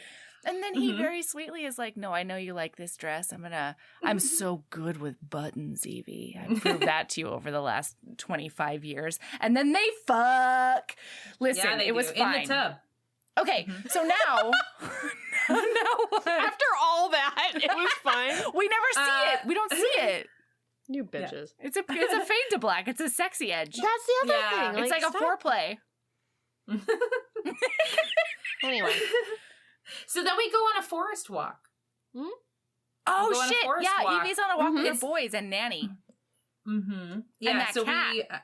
and that cat again in the pram, being pushed in the stroller, Oh my which I God. loved. And Nanny Bracegirdle, who is side-eyeing Phoebe so hard when she's wanting to push this cat in the stroller. It's great. Also, Nanny Bracegirdle is one of the best names I've ever heard in my life in a book. Nanny Bracegirdle. Like, she's so tightly wound. She has to have 2 different mechanisms to hold it all in. I don't think she really was. Like, she was, you know what I mean? Like, for the most part, she was pretty cool. No, she reins in those kids, though. She reins it in so naturally because she's got braces and girdles all up in her.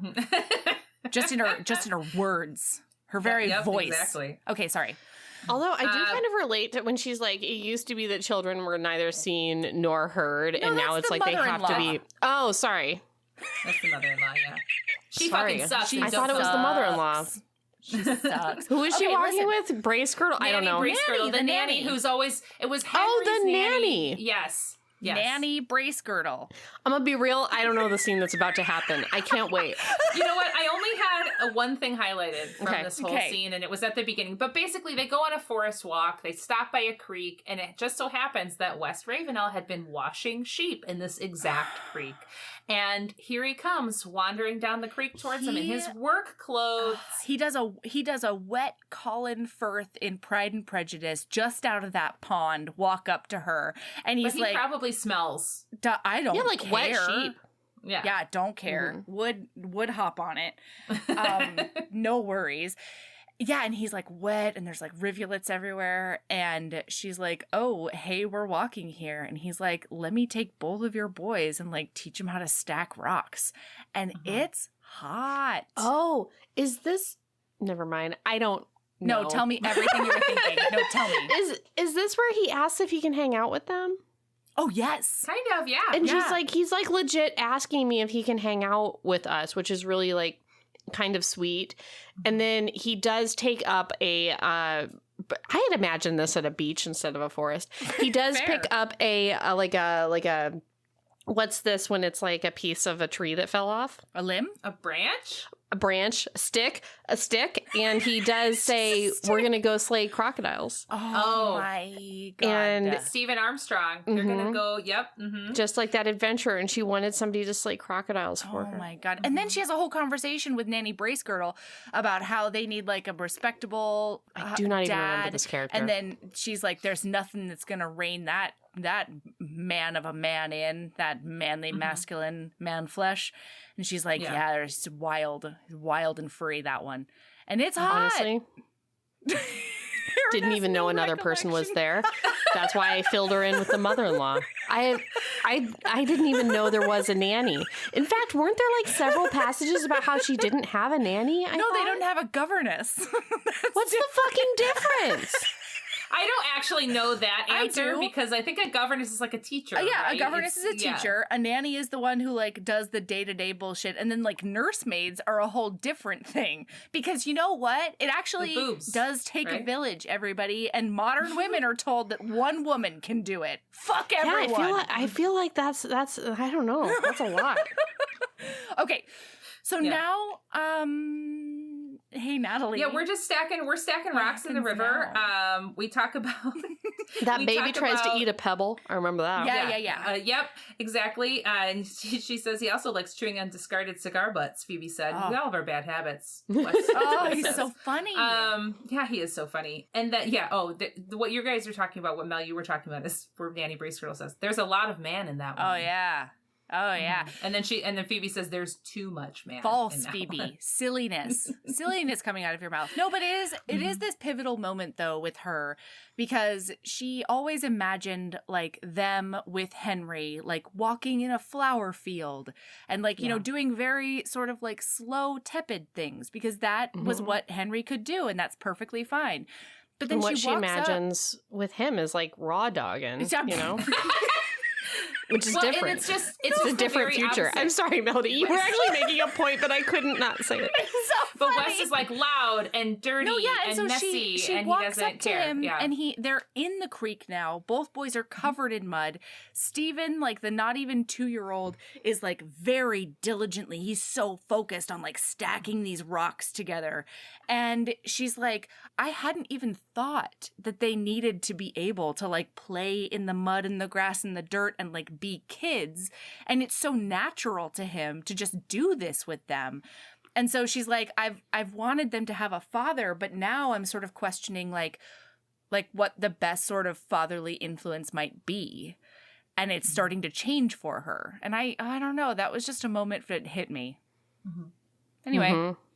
Yeah, and cannot relate. Much, like, Erin cannot relate. If you'd I like don't know. to It just kind of blows my mind that she was like the perfect father before was this like kind of like weird guy who like just nommed on some like wet bread and like laid in a bed and like never really like talked to her kids. Well, I think she had never pictured because she'd been with Henry since she was a kid, so she knew what her dad was like as a father, but like she had always thought of Henry, and then you know, never really pictured anything else. Right. And then didn't really picture anything else for her kids until she saw Wes Ravenel in his sheep clothes. Actual sheep clothing. Oh, actual sheep on the clothing. No, I don't think it's a commentary on Henry and his like abilities as a parent, as like, you know, a person who's experiencing chronic pain and illness and all those things. I know. I'm sorry. I was trying to make a joke that was probably not well thought out. But I'm saying I just hate Henry so much. And that's fine. I appreciate that. I actually sort of agree. No, but I think I lost it. It's fine. I don't know. I don't think it's a commentary on Henry and the differences and like what isn't a man. And I'm not saying you're saying right. that. Yeah. But I just want that noted. She just hadn't pictured anything else until like this moment. Oh, that was sorry, Natalie. I've remembered what it was. It's okay. Because the other thing was like she pictured fatherhood with Henry while he was wasting away, sure, but like not in the final descent.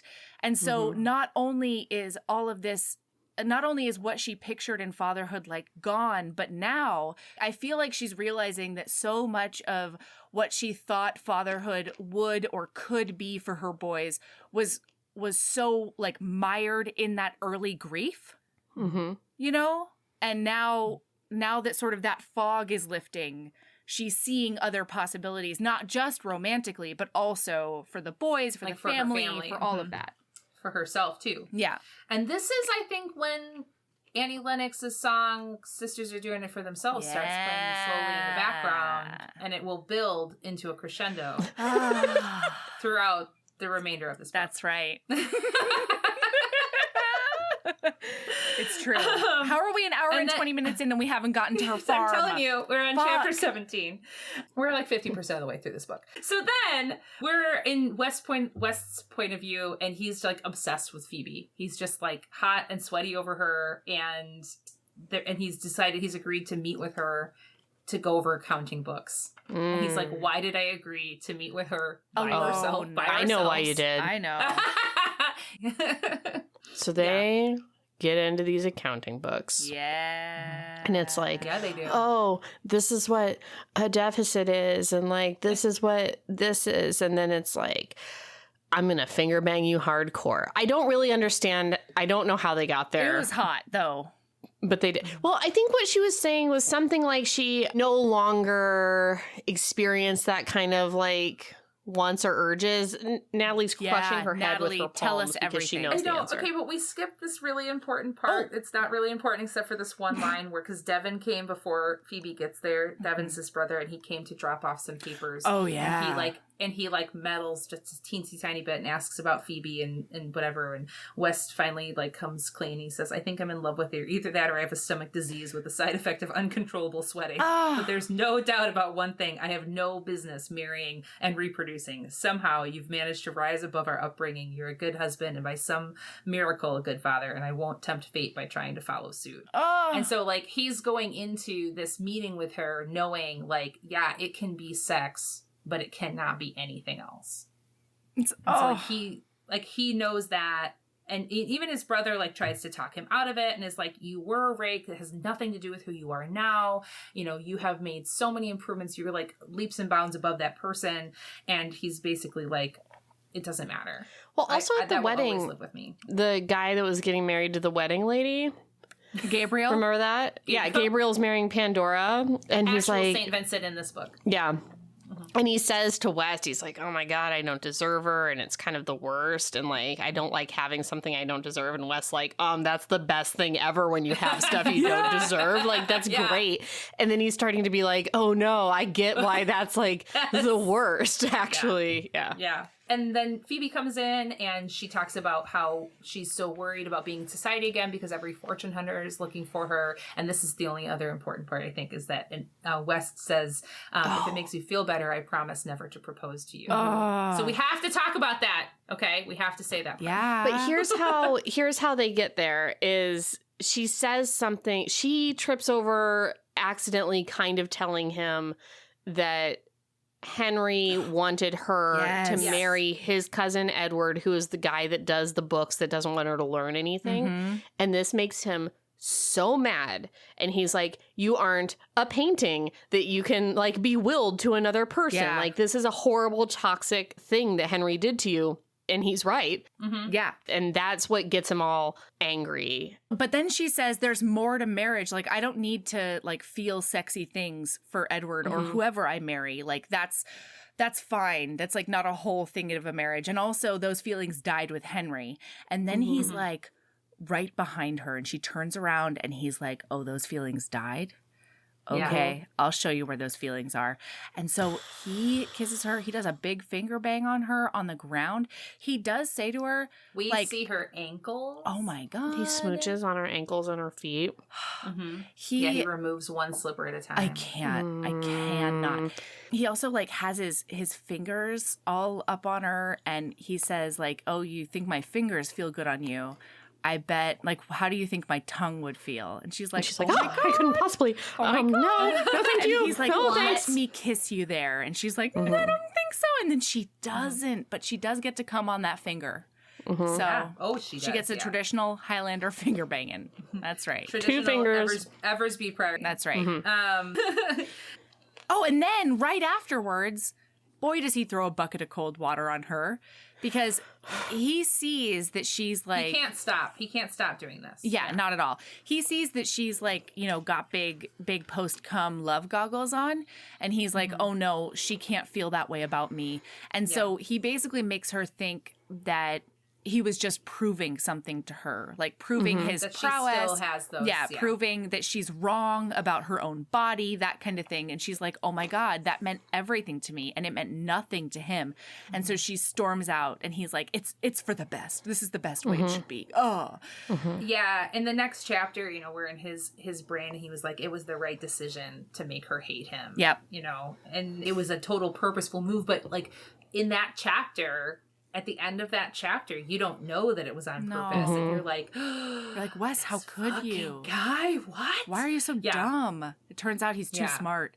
So yeah, he's just too smart. Then, basically, she has to leave soon, okay?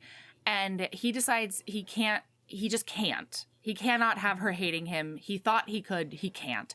So he goes to her door and he's like, hey, I'm actually a cool guy and I think that you're the best. You're like basically an angel saint with like the best boobs and like look at your hair and like really like touching up on your cunt. Does it a lot better than Melody's doing it right now. Yeah. I am basically a poet. I'm just saying true things. Okay. Would you like to hear about it? I would like to hear about it now. Natalie, yeah.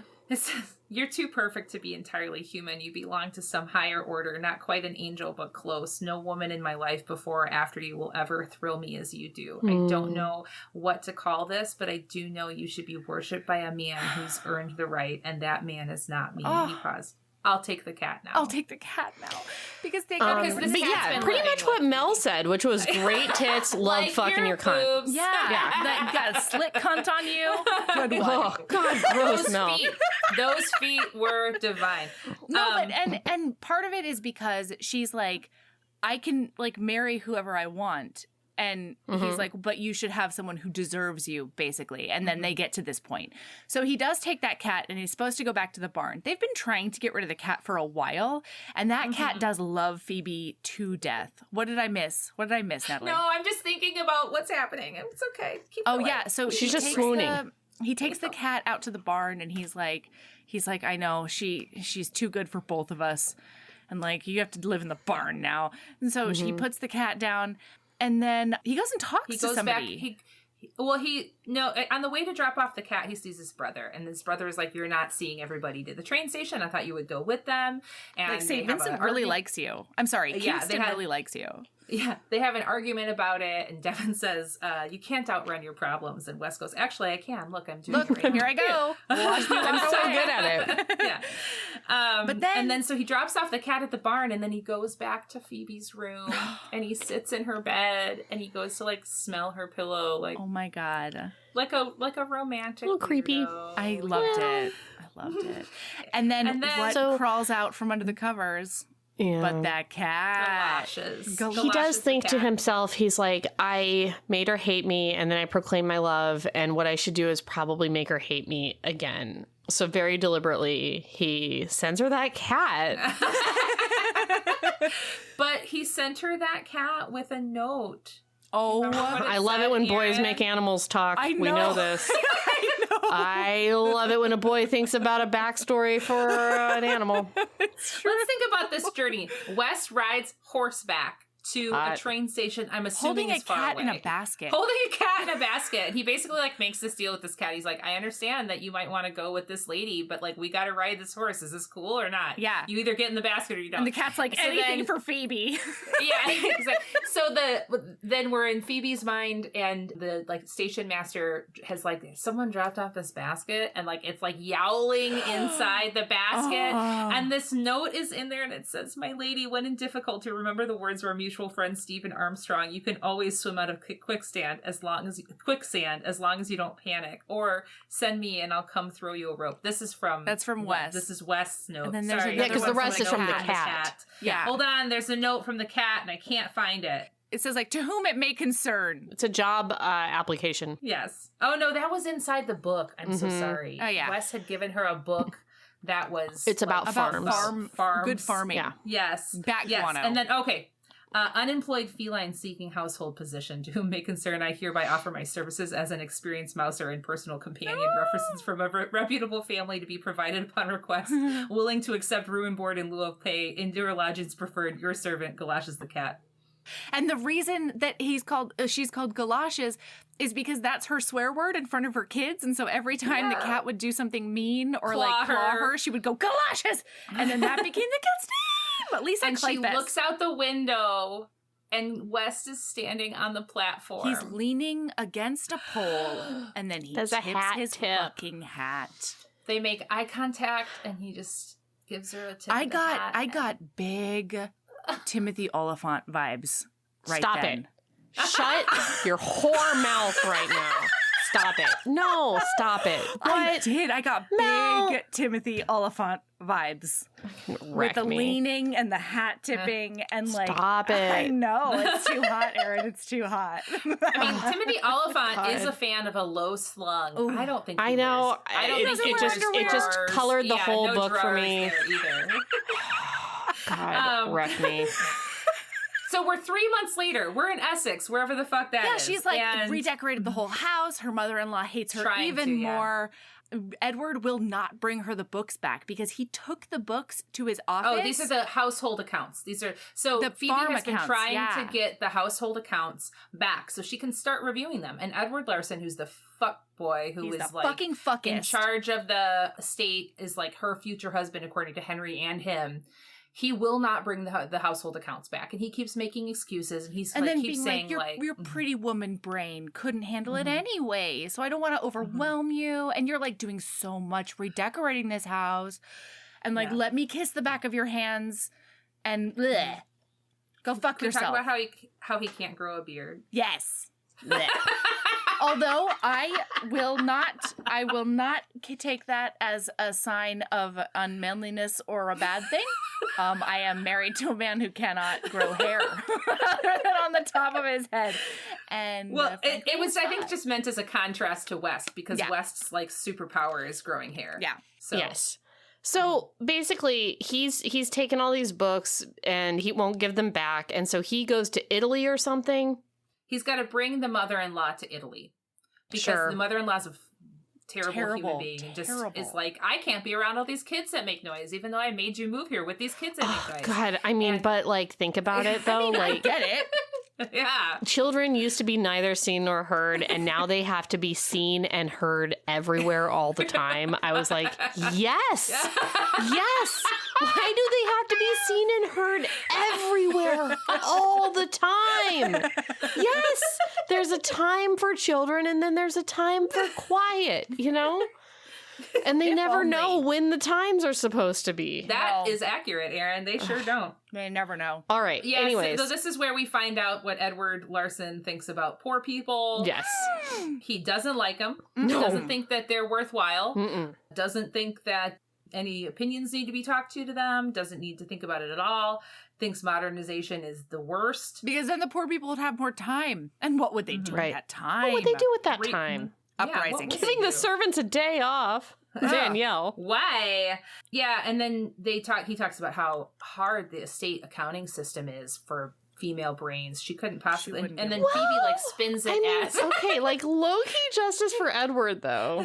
Because, like, I would look at it and it would be Greek to me. because the thing is, she does go, as soon as he leaves for Italy, she does go and get those books, and then she opens them up in the carriage ride back, and she's like, fuck, if my female brain can't understand Well, no, this, yeah, I better part of send that- for West. No, Yeah. part of that is A, inexperience, and B, they do it in a way where she doesn't know what things mean. Like, she doesn't know it what... was different. It like, was different different- than when she learned. Yeah. but Oh, yeah, okay, for sure. But was Edward right? No, because if he had sat down with her and been like, this is what this means... Did she need a man to explain those books to her? Listen, yes. Hard yes. Hard yes. Hard yes. Absolutely. But did she ask that man to explain it to her for sex? Sexily. She did. Both of those things are true. But I just thought it was so funny. It was such a point in the book that like Edward was like, "You'd never understand the books," and then she's like, "Oh, I don't know. You know, without sure a man, don't you'd never understand the books." And she's like, "Ugh, I can't understand these books without a man." That's true. And it's like no one's gonna acknowledge that dude was right. Like, So it's literally like the same day they leave, she goes to get the books, and she has to go visit Edward's dad and like come up with a story. who's for the why worst? She needs these books. Which also, this was my favorite word in this whole book. But Edward's dad is a member of the squirearchy. Squirearchy.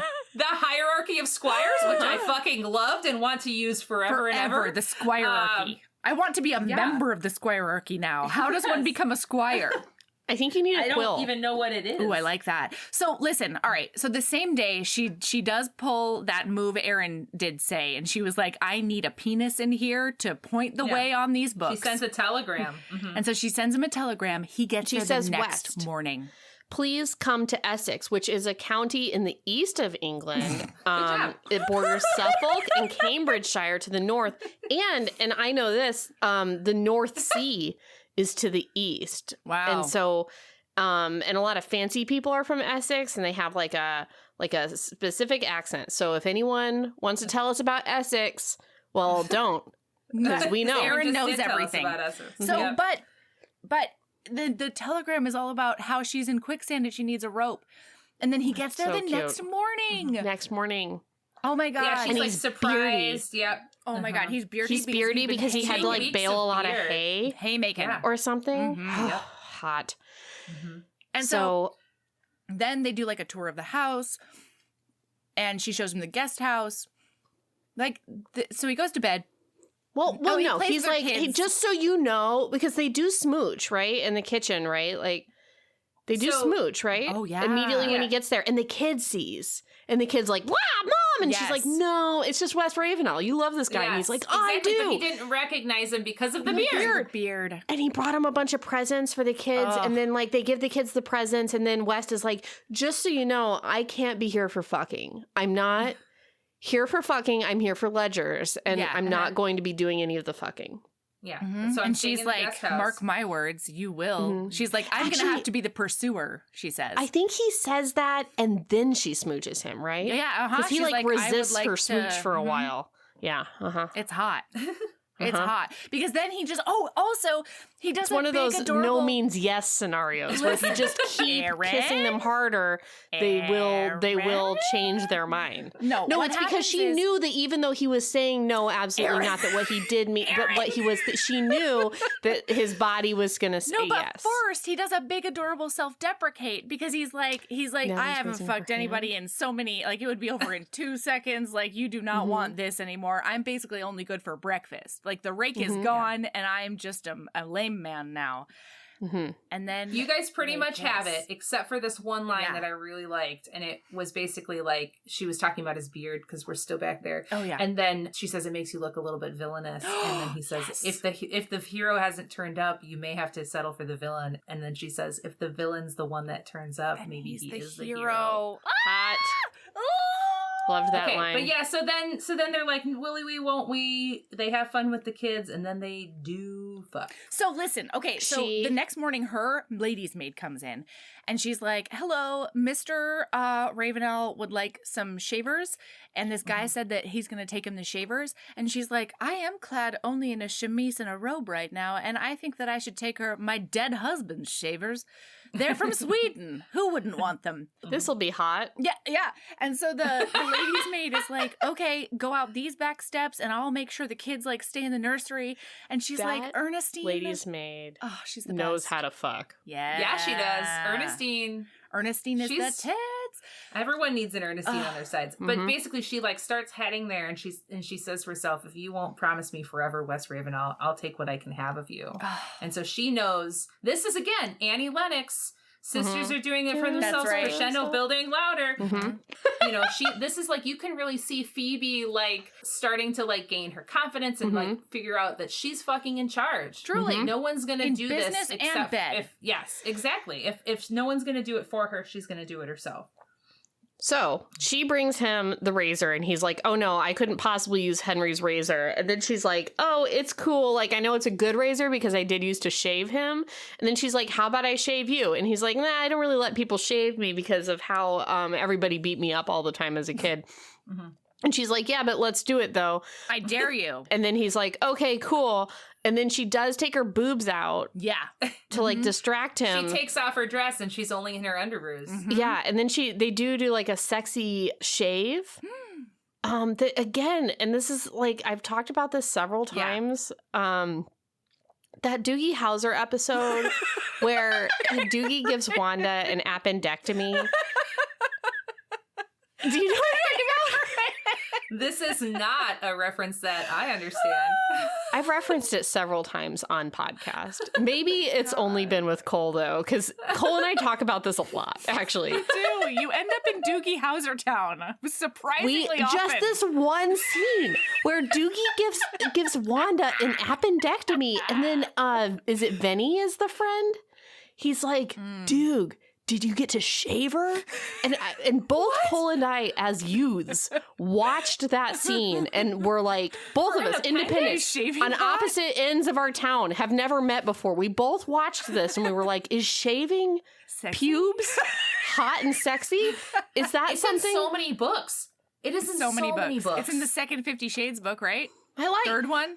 yeah, but I just, and when he's like, did you get to shave her? It's like, what? It blew my tiny mind. It also blew Cole's tiny mind. And then And then in you this met book. later on. Yeah, but I think a face shave is more sexy maybe than a pube. Yeah, because than you're a all medically up in- necessary pube shave. I You're don't know. all up in this grill, and his grill is Yeah. all up in your tits. So then Oh wow! I looked down for a second and then I looked up and Erin was gone. She's back. Okay, so then light came out. Natalie, tell us about the sex. Oh, this sex? Yeah. They banged. Yeah, they bang. It's hot. It's on TM. He goes down on her with Oh his yes, mouth. finally. In fact, Oh, she specifically asked him requests to do it. Yes, She's she like, what do you asked want him me to do do? it. And she's like, remember that time that you did say that thing that you would do it with Yes. your mouth? Please that. And then also I do want you to do it with your penis as well.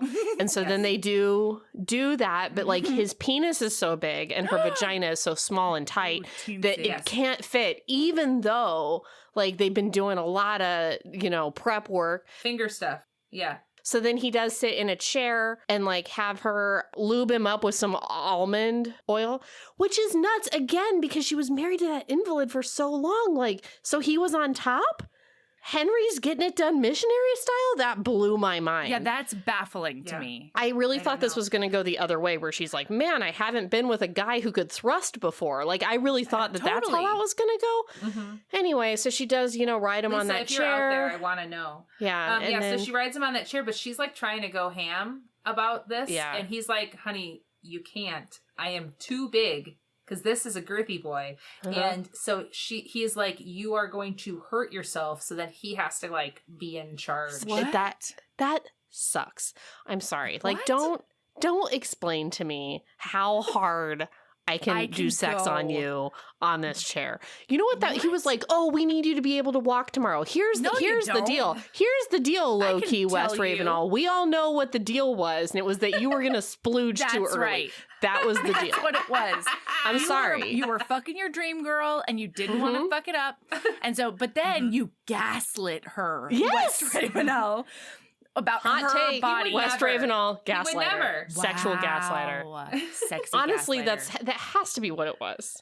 I think that he was worried. I think that he was worried, like, that she just hasn't had sex in years. But she and wouldn't then stop if it hurt. That's the dumbest thing I've ever heard. She said it did hurt. In her brain, she said it did hurt, and that she didn't want to stop. Well, but also that's also fine. Yes. Yeah. Like, if it doesn't hurt to the point that you want to stop, then fuck off and don't tell me what to do. Yeah. I can Anyway, thrust so then he however hard I does, want. To agree to disagree. So then He he does does worry about then he walking does her bed. tomorrow. Yeah, she gets railed West. the other way. Yes, and then they do missionary. He does finish outside of her because babies. And then he says, will it be time for breakfast soon? he's so hungry for breakfast. Love Hot. And she says, you poor man, every day is an unending struggle to satisfy one or another of your appetites, isn't it? it. Oh my god. Oh my god, I will satisfy all any of them. But also, Yeah. like, that's yes, Yeah. that's true. Same. Like, that's, Yes. same. Same. Also my life. Very relatable Yeah. content here. Yeah, so then they're going over ledgers. They're doing that stuff. They're having sex after hours. They wait till everyone goes to bed. She sneaks to the guest house. under Except cover for of that one darkness. time in the winter garden. When he's Ooh. gone out, but so I don't think we're there quite Oh, yet. okay. But because they're figuring out from these ledgers, there's like a discrepancy. Mhm. He like looks at them. He's like, okay, this is a different system than what we talked about. Blah blah blah blah blah. And they figured out that, but there is this one discrepancy. There's a loan that's been taken out against Justin's inheritance, and Oh, are we past where you stopped reading? No, okay. I was like, So wow. So this man Justin's has inheritance. taken out a loan against Justin's inheritance For that no one ever told her land. about. For land improvements, And this was is not used for that.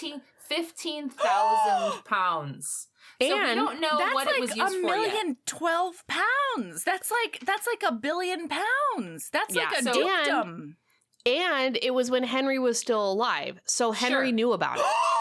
What? And neither of them told her. Yes. So this is all. Yes. So this would have been when Yeah. Henry was still alive. It was, Edward Larson is the executor of the will. Kingston, St. Vincent, Duke of Kingston Yeah. is the second in line, but no one was communicated about any of this stuff. So West calls his friend Ethan Ransom, who's a character from another book. Yeah. It's a great Yeah, book. yeah. You should read Yeah. it. He calls him and is like, he's going to get it done faster. He'll be able to figure it out. So they have him look into it. Meanwhile, blowjob in the garden. Ooh. Yes. So then West is going around to all the tenants. And Okay. he's talking to them. He's finding out what's going on. He's getting like the literal lay of the land, like kind of where everything's at. Edward Larson has not been visiting any tenants, no surprise. And he has a police officer come collect the money so that every time these people have to pay, it's terrifying It's for them. terrifying. Oh, he's such Yeah. a turd. He is. He's a fucking... Well, he doesn't want there to be an Dickhead. uprising. I know. Yeah. With their free time. That's what they do with their free time. They have I uprisings. mean, it So kind yes. of is. So there's this winter garden where the cats live, and that has nothing to do with this, but It's her favorite But place there in the are house. kittens.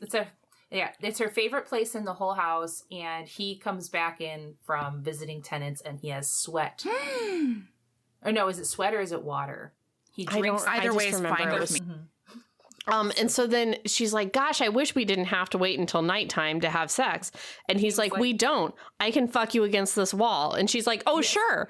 Yeah. So then they do against the wall. And then he's like, do you have like a handkerchief or something that I can There's splooge nowhere in? for my jizz. Yeah. Yeah. And she's like, just come inside me. I want you to. And, or is that this time? No, that's the next not time. this time. And So- she's like, I don't know. I don't have any handkerchiefs this one time ever in my life. Put it in my mouth. And she was like, but I do know something. I do know that how can to do. put Put it in my cock mouth. And so she does. And then he's just like blown away by the situation, literally. And then that's the time so you're telling me that involved soup? What? No, You said soup in the winter garden at the beginning of this episode. No, we said soup at the summer banquet. vegetables. Okay, then I Summer do remember the vegetables. soup, and I do remember the winter garden blowjob scene. Oh my gosh, I I'm thought pretty glad there wasn't I- soup. That would have ruined I that swear to situation God, for I me. swear, at the beginning of this Somebody episode, just I pops out swore a you thermos. said that there was soup involved in the winter garden. And I'm like, how? How? Yep. All right. So I think then Ethan Ransom comes. Yes. And she like is doing. She thinks it's That- him. He she thinks does it's violence Wes. on her. It's fine. What? I don't- He's got PTSD. He's a secret agent. He's a secret agent. So if you sneak up on him, he might choke you. he might choke you. a Oh, little so bit. he It's fine. It's he fine. does do a Everything's fine. choke on her So, Mhm. but he looks remarkably like West Ravenel, which because they're I don't half want to brothers. say. I don't. Melody, that's a spoiler. Oh, well, Anyway, That's what is that? that's from the Chasing other- that's from the Cassandra? other book. for this book, No, it's the stranger. Or nope, is it stranger? Stranger Is it Bus- Hello, Straight? No. stranger beside me. Cool. Never mind. I thought the Doesn't next matter, one doesn't was matter. the Cassandra one. The Chasing Cassandra is the next book. This is Oh. from the previous book. Oh. Maybe it doesn't matter. So what does Ethan Ransom say? So he Oh, says, gosh. yeah, it gets so much worse. No, it can't get worse. Here's the deal. Edward, Just rip off the band. I'm just telling you. Yes. Edward knocked up a lady when she was 17. She did have a baby. Okay. He did want her to get rid of it, but instead she wanted to have it. So he Okay. can't marry her because she's a low-born lady who What? wouldn't understand how to fit in with society. He's really saving her from society No by not fucking marrying her way. and not making her an honest woman because she wouldn't know how to make intelligent conversation No. or act properly. So what we he don't did find do- out any of that part. Yeah, We but- will. mhm. We Yes. will. Yeah. So what Holy he did shit. do was Mhm. take out this loan to get her an 8-bedroom house. It's like an inn so that she can have a living. Mm-hmm. So she has Okay. to work at this inn. I guess now. there's that, but poor why And did he has her Justin set up in a nearby town. So she was basically what Ethan has found out is she was sent away to like her relatives Yeah. and then came back with a son and was set up in this inn that's nearby. So he's still going over there. I'm Mhm. guessing. Oh my god. Yeah, and so then he has like an annuity set up for the kid, and he's got this inn, and he's got like all this stuff. But as how they were introducing it is like one little clue at a time, and Ethan and West have figured it out, and Phoebe doesn't, And it's know all about these things. So leveraged she's against like, Justin's inheritance? Mm-hmm. correct. And when she eventually confronts him, she says this, is like, he says, when she eventually does confront him, like, Yes. I was going to Yeah. pay it all back, don't worry. Oh, and fuck she's like, you. or you were going to marry me and it was going to become your money, money. so Yep. you'd never have to pay it back. Yep. Correct. So this all comes out, and West, as he hears this information, and Phoebe says that she can see something change in him after this. And he kind of has, after he hears this information, he has made a decision. Mm-hmm. Is it to marry Because- her? Is it to be with her forever? Is it to kill Edward? What is it? No. No. Try watching a reality No. show with this woman, Natalie. It's So- the It's worst. terrible. It's a terrible experience. It's not that thing at all. It's that he sees how somebody's past is affecting Phoebe already, and he doesn't want his Oh, past to come do that. on. And so he makes the decision to leave. Yes. And so then he's like shuts it down. Mhm. So he says that night they're getting like the kids put to bed, and he's like, let's sleep separately tonight. Mm-hmm. And he says that to her. And so she's laying in bed, like wondering what happened, because she's like confused. For her, nothing's changed. Mm-hmm. And so she's like, fuck it. I'm going to go over there. He can tell me to leave, but then I'm going to know. I'm going to at least make sure he's okay. I don't get what happened. Something happened and I don't understand what it is. Is he gone so in the she dead of the goes night? over there. So she sneaks over there and she goes inside, and she is accosted by a naked man as soon as she enters the room. What? There is no words. What? They have hot Bill Compton in the mud sex. Yes. Just They no are- words, he- just Just Yes. getting it done. against the wall or against the door. Yes. Like they don't even make it past the door. So they like spend the night together that night. They don't talk. Nothing happens that night. And then the next morning he's like, I'm going to be leaving. I can't do this anymore. Yeah. And in the process of this conversation, she says like, but what, like, we'll just, your past doesn't matter. We'll just like love you, and we'll just like, we'll just love you forever, and it doesn't matter. And he said, how could I ever trust anyone to love me forever? It's awful. Yes. What? Oh, Yeah. West. You Yes, dumb exactly. dummy. And he says he has to leave tomorrow for his own sanity, and she can't stay with you any longer. So then, a week later, he's gone. He goes, we find out later where he goes. Edward Larson comes home a week later, and he waltzes in like, I've been hearing stories about you, Phoebe. You've been hanging out with that drunkard, Wes Ravenel. He's How like, you've bad ruined does- your reputation. How bad does this look for you? You need to marry me. You need to marry immediately me. to salvage this.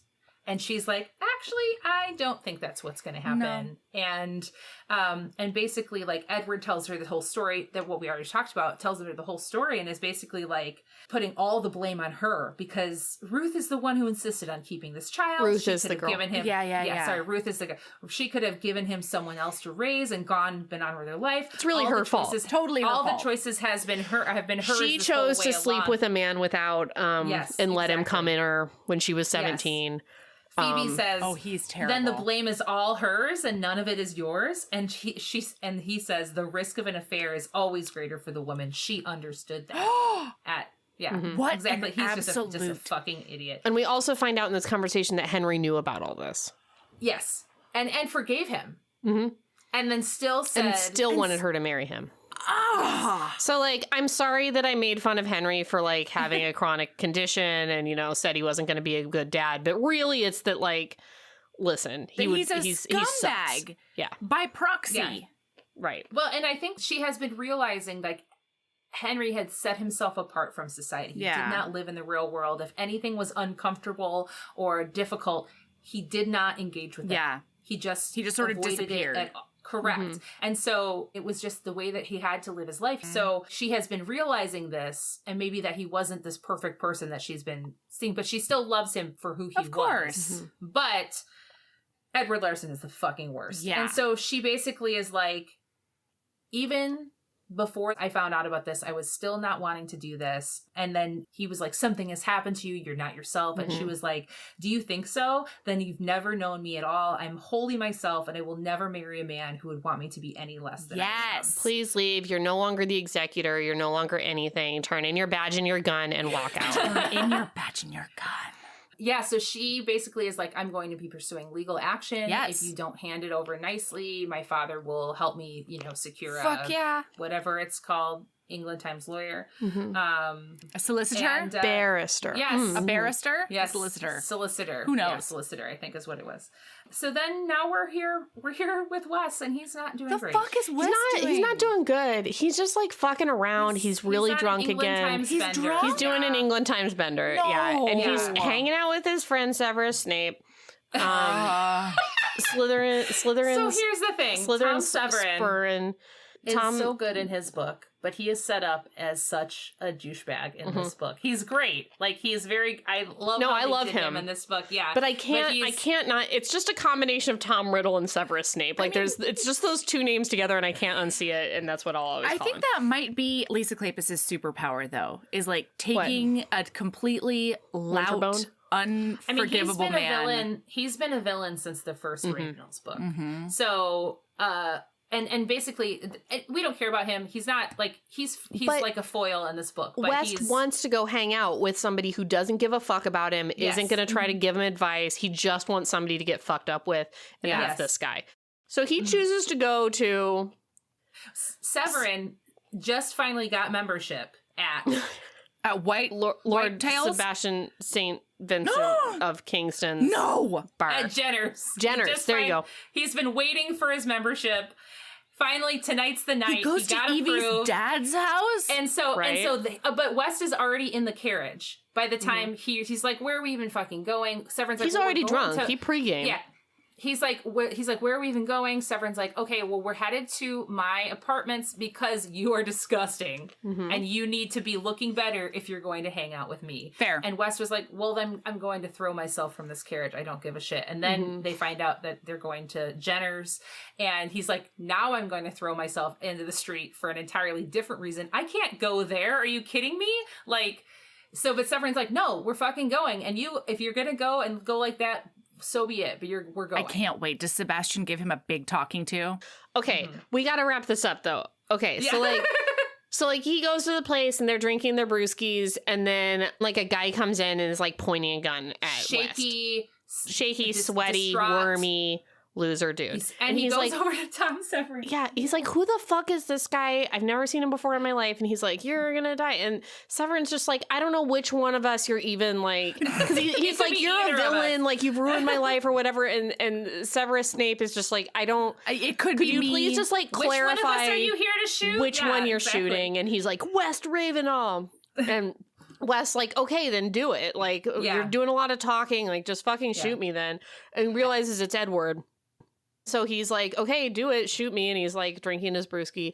And then Sebastian St. Vincent of Kingston, Duke of Kingston, yes. comes down and he's like, Edward, like we just had like a really long heart to heart where I gave you a lot of advice about what to do.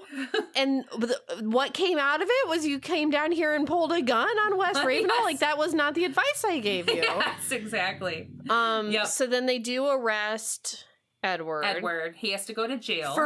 For money fraudness or for I think gun there's a lot of town? different things. I think basically, I think Sebastian was going to forgive Duke him. of Kingston is like, just go sit in jail. Yeah, just go to jail and we'll talk about you later, Yeah. basically. So he's waiting it out. I think he would have forgiven him if not for the whole gun in the face of West Ravenhall, who like Sebastian St. Vincent really likes. And so then he's like, hey, West, would you mind like coming upstairs so we can have a heart to heart because I am the dad of the woman you love? And he's like, fuck no. And then he like makes him.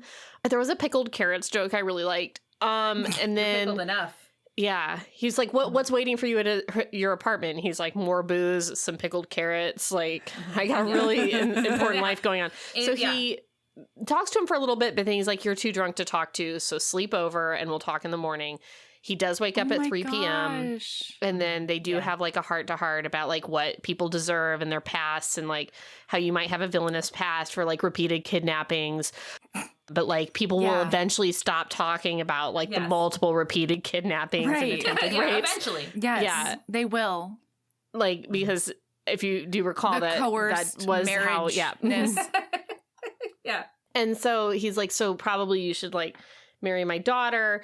And then Evie comes in and she does have like the kids because I guess Sebastian St. Vincent sent for her. Oh my God. He sent for her overnight. Yes. Yeah. I think saying Edward tried to kill West, like get your ass down here. I don't think she knew he was there. I think that it was a surprise for both of them. Like, she definitely came down there in haste, though. So I don't know if it was like he made something up or what. I kind of thought maybe he was like, hey, just for your situational awareness, like Edward pulled a gun on the love of your life. Like, you might want to get down here. I don't know. But so she's there and he's like, Phoebe, I told you once, I promised you that I would never propose to you. So I'm going to need you to propose to me. I'm begging you, Phoebe, ask me because I love you and your children more than my heart can bear. Ask me as a mercy because I can't live without you. Oh, yes. My God.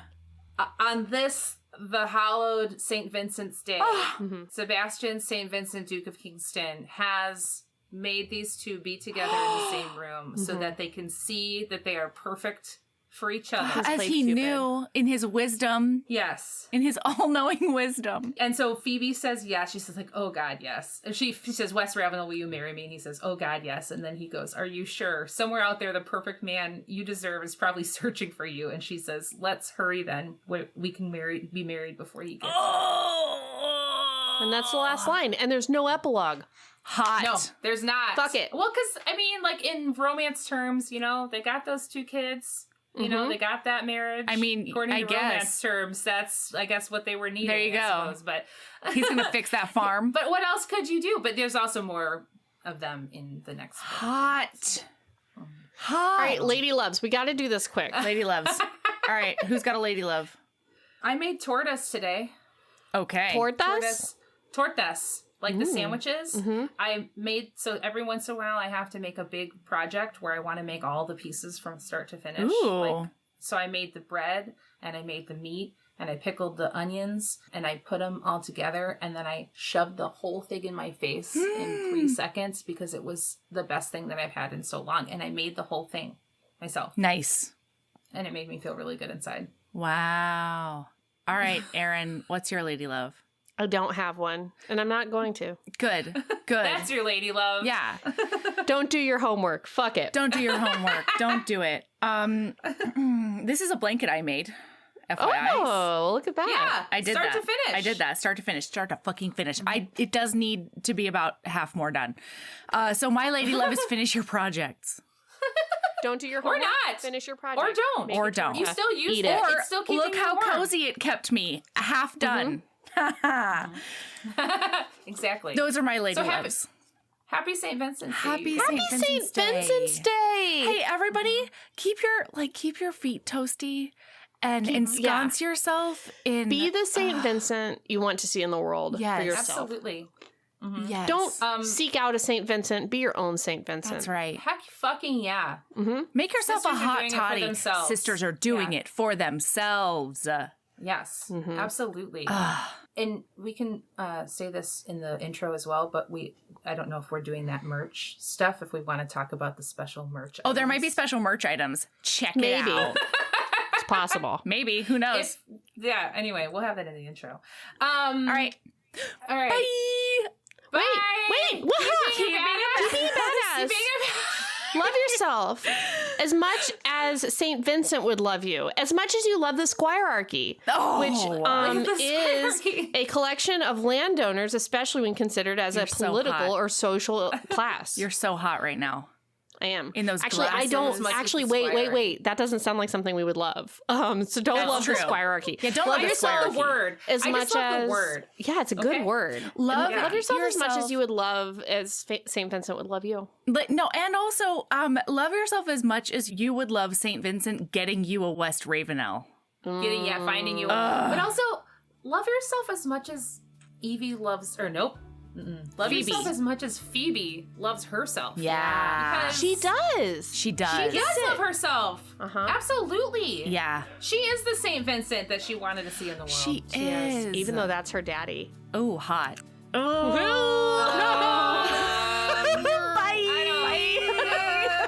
Bye.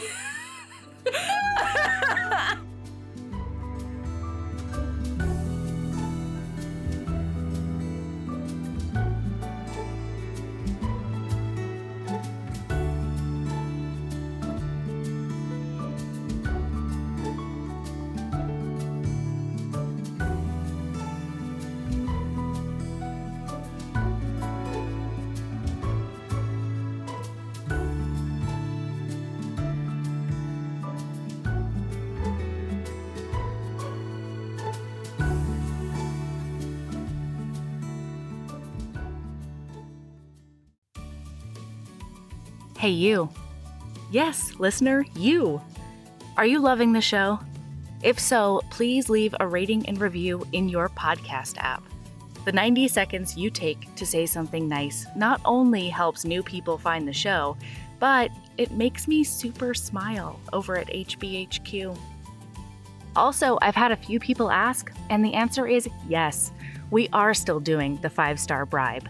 If you leave us a review with 5 stars, then we'll do whatever book you want.